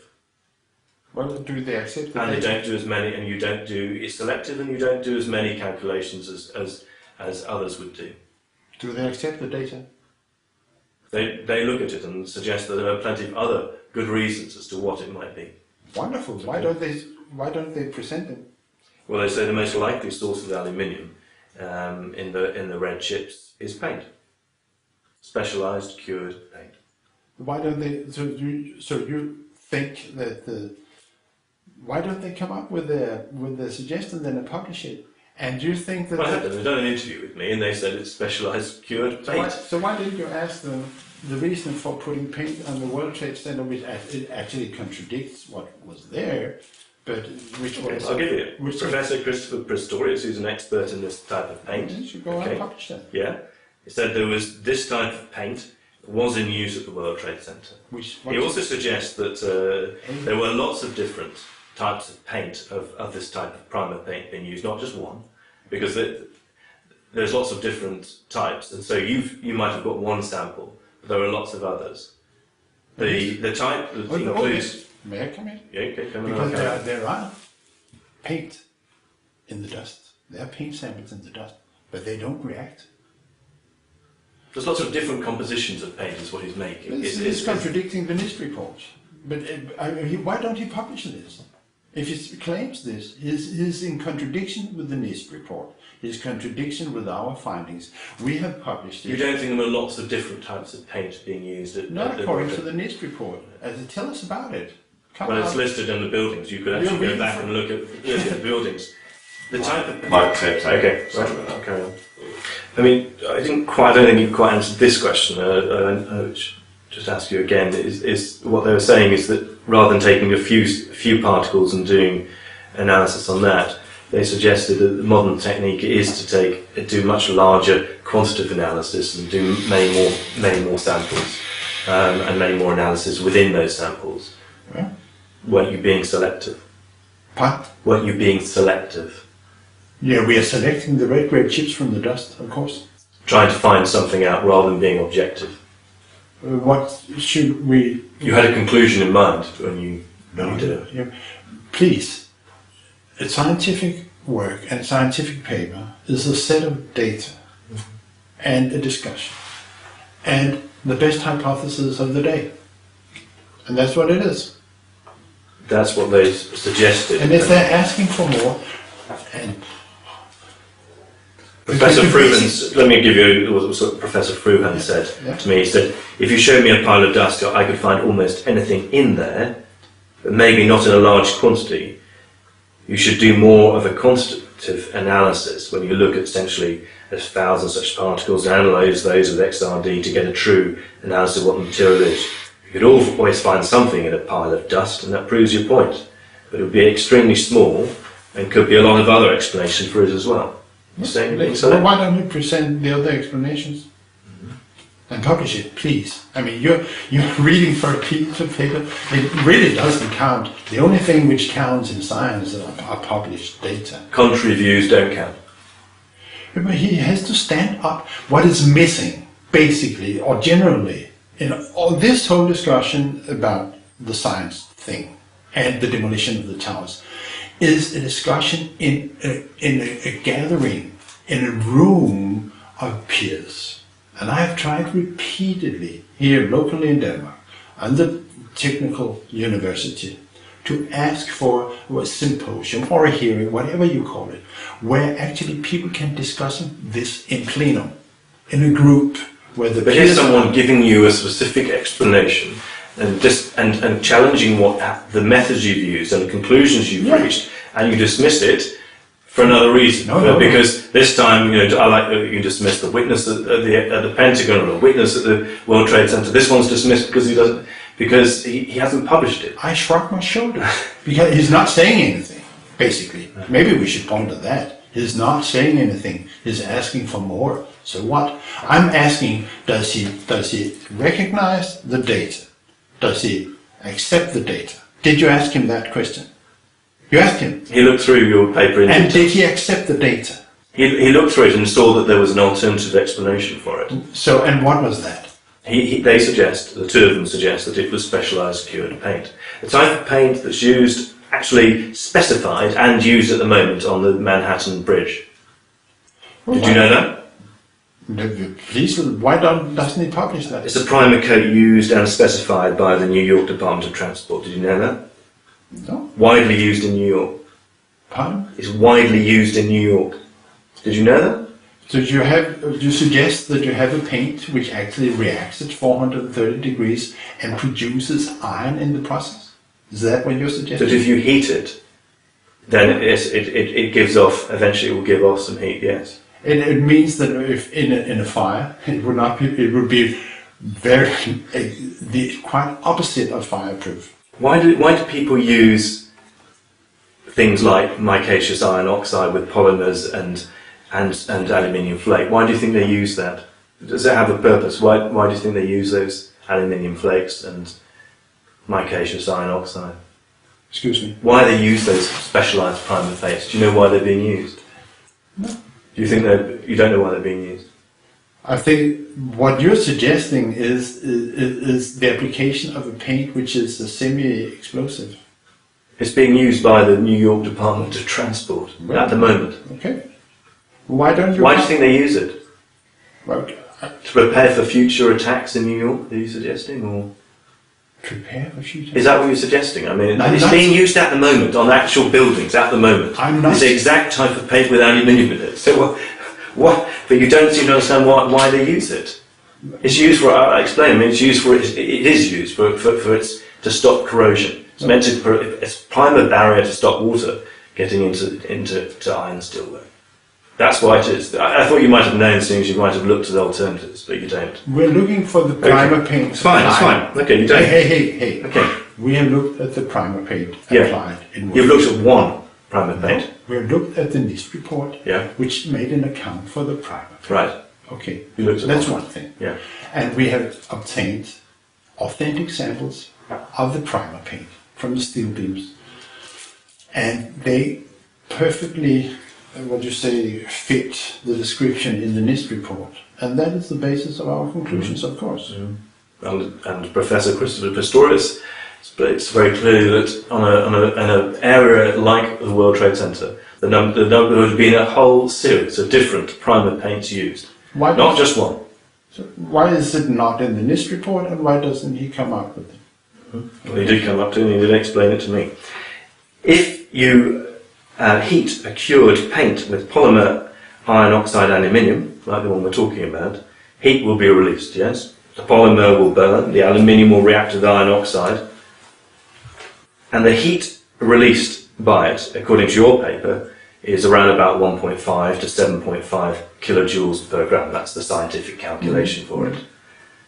How does that amount, what does that compare to a typical office fire? What do you think is the amount of heat being released by that in the same?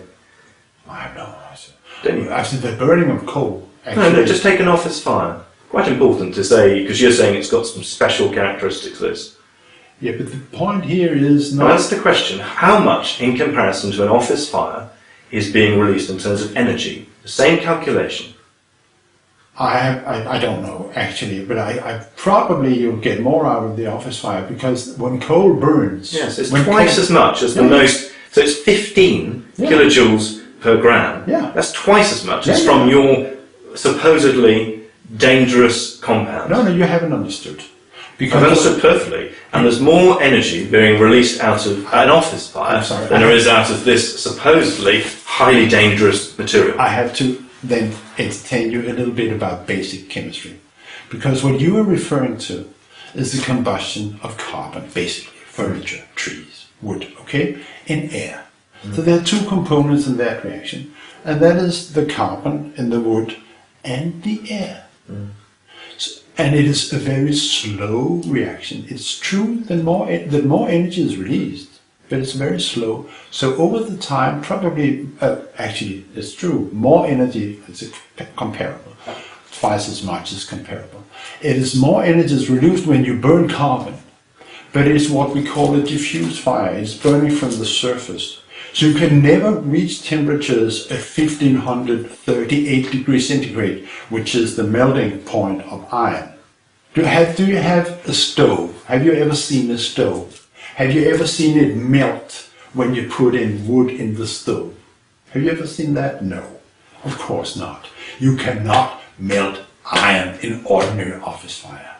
You are at least eventually 1,000 degrees below the melting point of iron. So come on. You are referring apples and oranges. It's an inconvenient fact for you. That Yeah, it but it's- produces more. I mean, in fact, NIST actually says that the office substation they looked at produces 17 to 20 kilojoules per gram. Yeah, but you would That's, never... that's nearly 3 times as Time much is- as energy is being released by your supposedly highly energetic material. Time is an issue. And the point is the temperature you reach within time.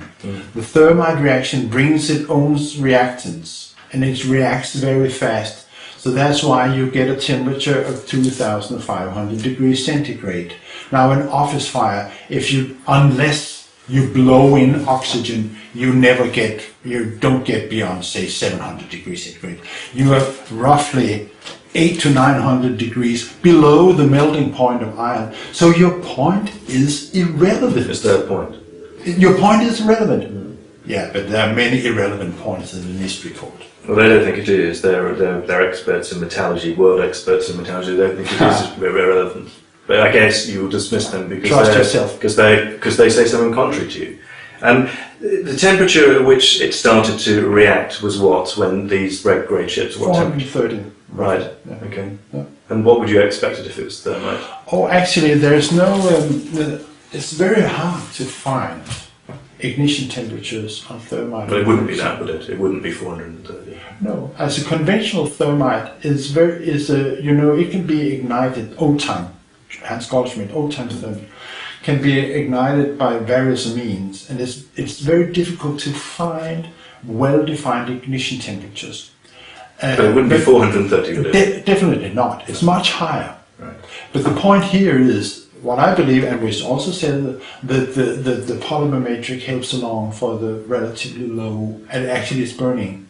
So it helps along to the low ignition temperature. But it's characteristic for nanothermite. Yeah. You know, it has been produced. We have made nanothermite ourselves independently, following the recipes from the Lawrence Livermore National Laboratory. And it takes off at these low temperatures. And guess what? If you burn the paint that they're talking about, the primer paint they look at, it would burn out exactly around about 430 to 450 degrees centigrade. No. Well, Professor Christopher Pistorius from Carnegie Mellon says it would. Yeah, but I have made experiments with primer paint from the towers. And You've made experiments on one. As a few, but I have made experiments on authentic primer paint from the towers. I've heated it up, and I promise you, nothing happens until 800 degrees, and what you have left is black tar. Combustion. Okay.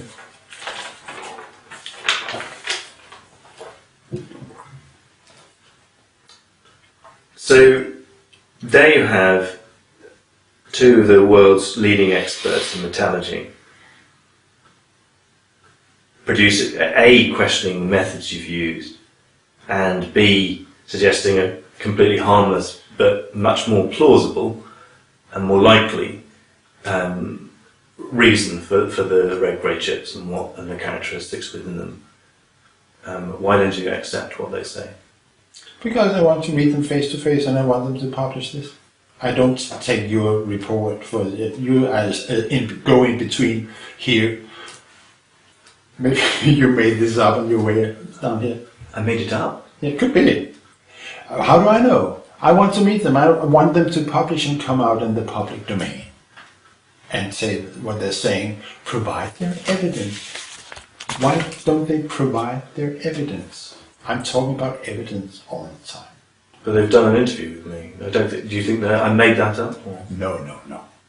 You seem to suggest they did. No, I'm just saying that I'm, of course, ready. Why don't they invite me or any of the other authors to their university and let us, each of us, give a presentation? Because they say it's irrelevant.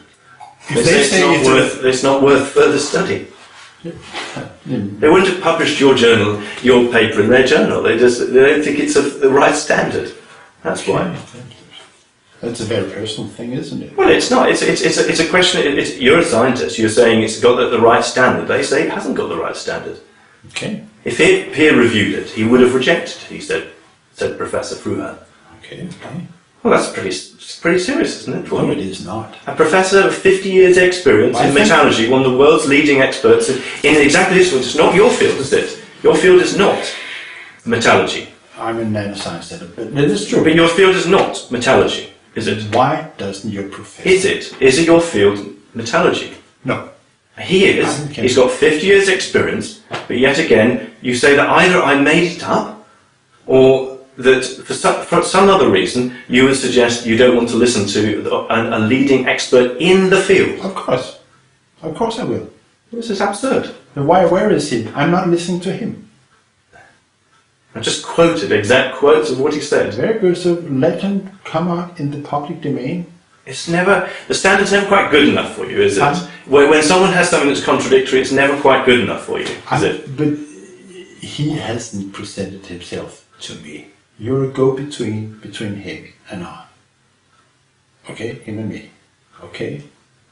So I suggest that your professor publish and defend his statement in the public domain.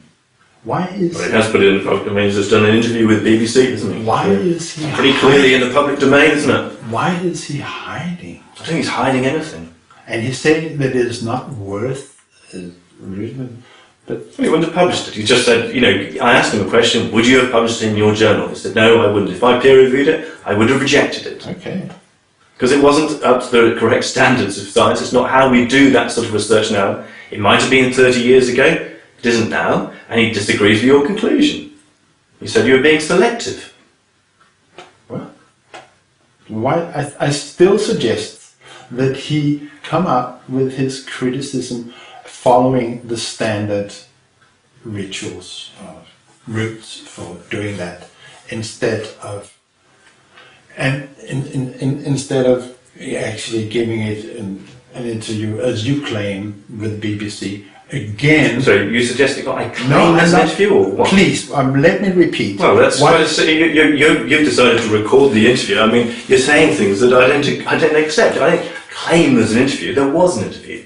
There was an interview, and I've given you exact quotes of what someone said. And yet again, you're not willing to accept what someone said. I haven't taken a position on that. Right.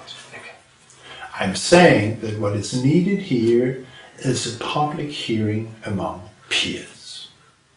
Because when you take in any single individual, and that goes for me too, in an interview, you can get any opinion you want out there. This has happened, it's true. This is something which has happened to academia, and I can explain to you why, because it's based on the funding system and the whole thing.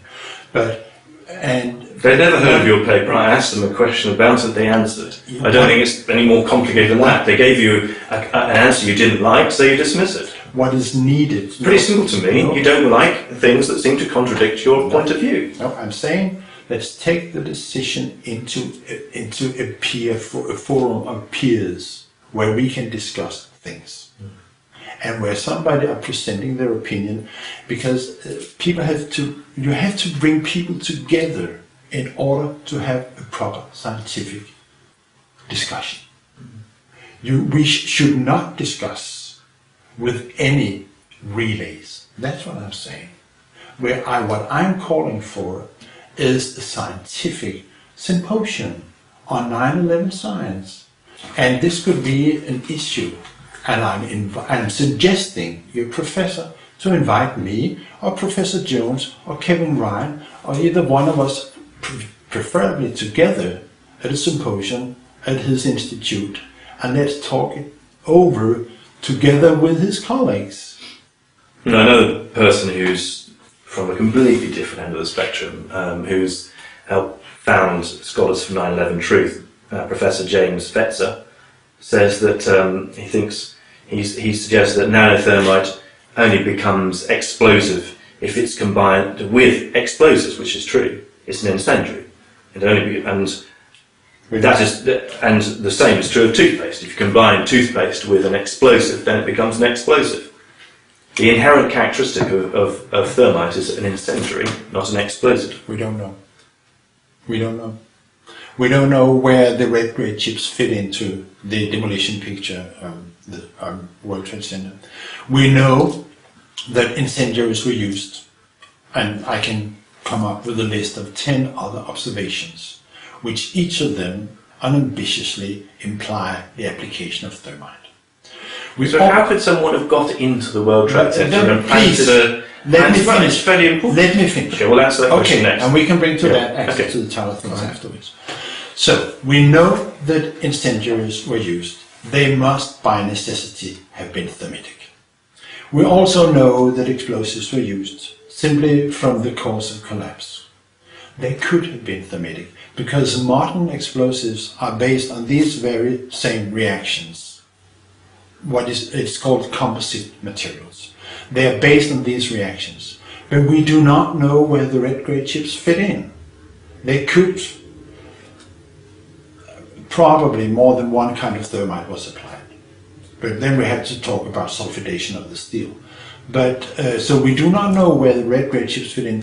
The only thing we know is that they shouldn't be there, and it is thermitic material because iron is being formed in the process. Have you done any calculations on the size of the building and working out the size of the steel and how much thermite would have needed to bring down that building?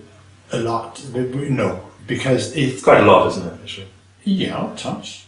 Tons. Yeah.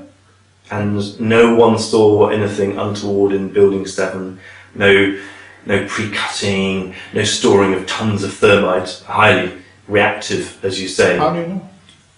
Because I've not found anyone. Have you found anyone who said anything? Saw sort of someone carrying tons of thermite into the building, placing them in by girders, ripping off fireproofing. placing them in all the key positions that you would in a controlled demolition? Have you Again, found anyone? well, if you found anyone, would you report it in the BBC? I certainly would. Okay, but I think Have you found anyone? no. But I can tell you that the access to the towers has been very well documented by Kevin Ryan. This is one of the co-authors of this paper, and I would suggest that you read some of his essays on the way he is very. It is not difficult to get into the towers, and the key thing here is to get access to the steel structure. But you're talking about taking in tons, as you accept, tons on of pallets. thermite On pallets. No, and explosives. I don't. and explosives all over. Yeah. Rigging the place with explosives, Yes. wiring, Yes. and no one saw it. Why do you That's know? really, it's I don't just know. absurd. Isn't it? How you know? What you know is that nobody reported it. Okay, that's a different thing. Because of course somebody saw it. But you don't have to, if you have a pallet with explosives and you're bringing them into World Trade Center, you do not write on the side explosives for demolition, would you? You would just bring them in. Professor Fetzer also suggests that the nanothermite has been oversold, he said, to the 9/11 community. It's been grossly exaggerated, and that Stephen Jones and people like yourself who work with them have been infatuated with thermite. Well, you might say, I would rather say that nanothermite is just one in a whole series of observations and findings. Each of them is in contradiction with the official version of events. And that is true. That is true. I mean, the free fall and the stand down of the Air Force is, and just to mention two, is just as violating the official account. So in that sense, I agree. The nanothermite should be seen in a context. Along with all the other observations, the thermite was used. I mentioned the iron spheres. There's no way that could be explained without the application of thermite. Molten iron was pouring out of the South Tower prior to collapse, and iron melts at 1538 degrees centigrade. Molten iron was observed in the rubble after the collapses. It took 3 months to put out the fires in the rubble. Who saw the molten iron in the... I have counted at least 23 witnesses, and there's photographic evidence of that. Well, I spoke to one of those people I spoke to several of those people who it's been suggested have been evidence of that. One is the controlled demolition expert, Mark Loiseau. Another is Professor Hassan Astaneh, who's a structural engineer at Berkeley, California. Both of those have been suggested that they said it. When you actually go and speak to them, they say something else. They saw the rubble afterwards smouldering, and it had been smouldering, and there had been fires below the surface in the rubble. So It hardly suggests that there is molten iron flowing through. And no, I've not found anyone who actually says it. well, Who you should actually ask. says it. You should ask NASA then. Did you ask them? Because they flew over. I've seen it. I've seen the temperature that happens at the high temperatures afterwards. Okay. Yeah. And okay, 750 degrees, 6 days after 6 days of showers. It was pouring down, cats and dogs. And what's under the ground in the debris? Is it material that could burn? It actually kept on burning for 3 months. Yes, it did. Yeah. It took them, officially, the fires were Is there any extinguished. combustible material in the dust, in the debris from the World Trade Center, do you think? Any combustible material at all? Not which can keep on burning for 3 months. You need oxygen. You need oxygen to do that. Yeah. And there were eruptions of strange chemicals coming out on specific days. I have to then use some technical terms. Eruptions? Yeah.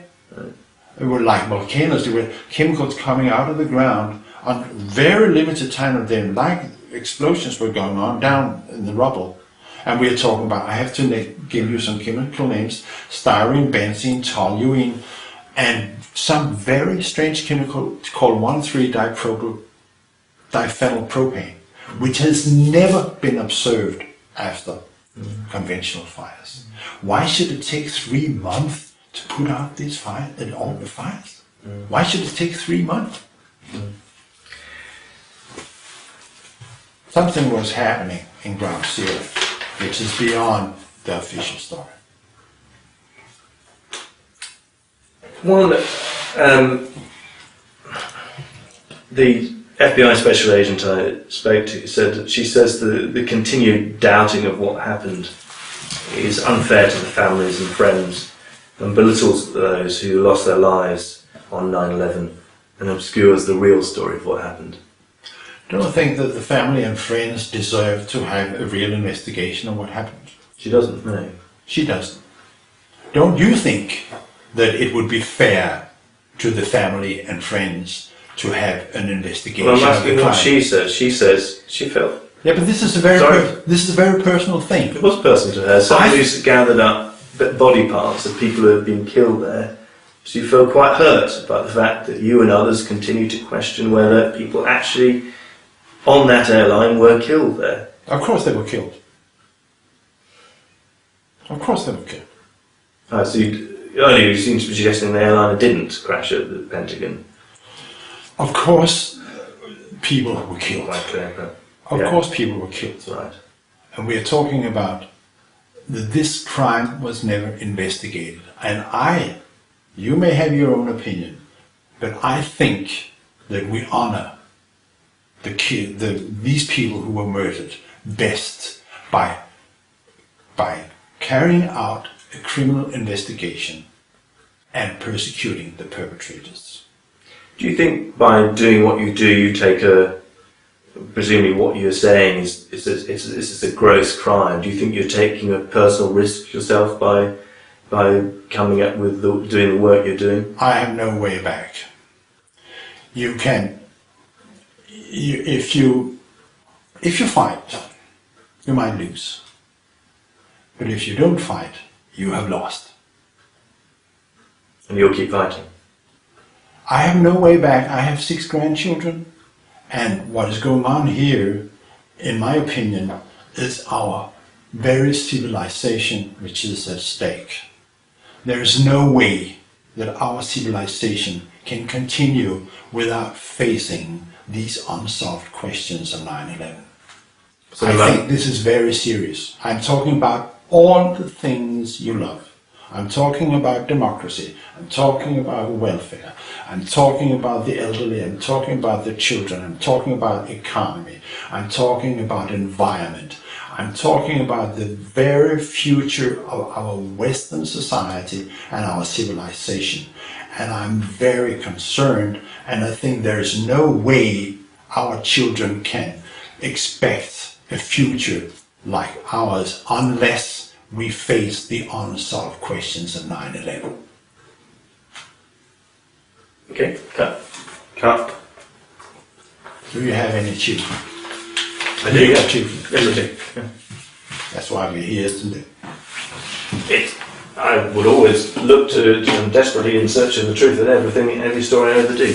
That's the only question. Thank you. Okay. Thank you very much.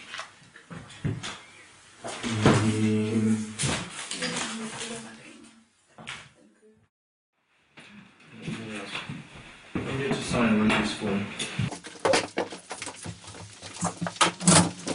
So what do you sign? What do I sign? I sign up to the charter, the BBC's charter and the Ofcom.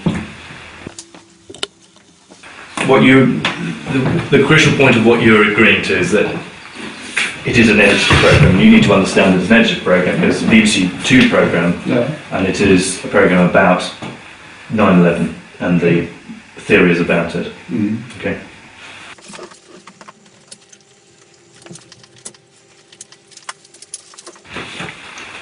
Or translate your constitution and you waive irrevocably any moral rights you may have in them.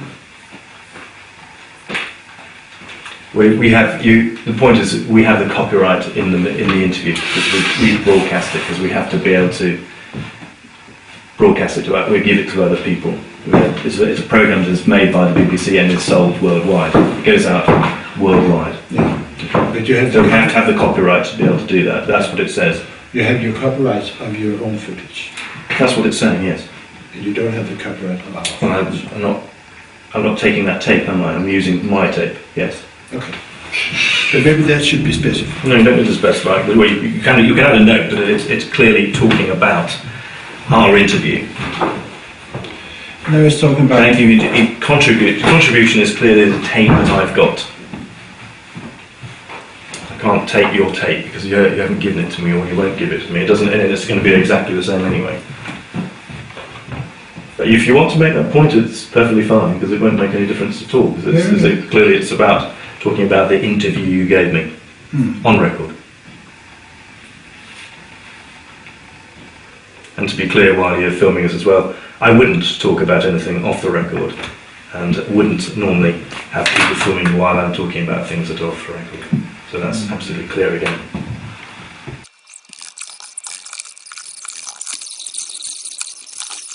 Maybe state it, yes, however you want to. Do you want to do that first, and I can? Do you want to scan that, or I can fax it to you from London? Or I can give you a copy of that as it is, and then I'll fax you the site. I think I'll add the thing about your footage, your tape. So your contributions. You signed to the BBC the copyright to and all the rights in your contributions. But is that really true that this is the footage, this is the tape actually in your machine? Yes, tape in my machine, yeah. The interview you gave. Why is it then your contributions? It's using it as a phrase to describe how you've contributed to the program. So it's saying, and seeing as we work in the broadcast media, your contribution has to be in the broadcast medium, and that is tape. I can't really see any other explanation for it. Is footage an English word? Or is it American? Can I write the copyright to your footage? Recorded by the BBC.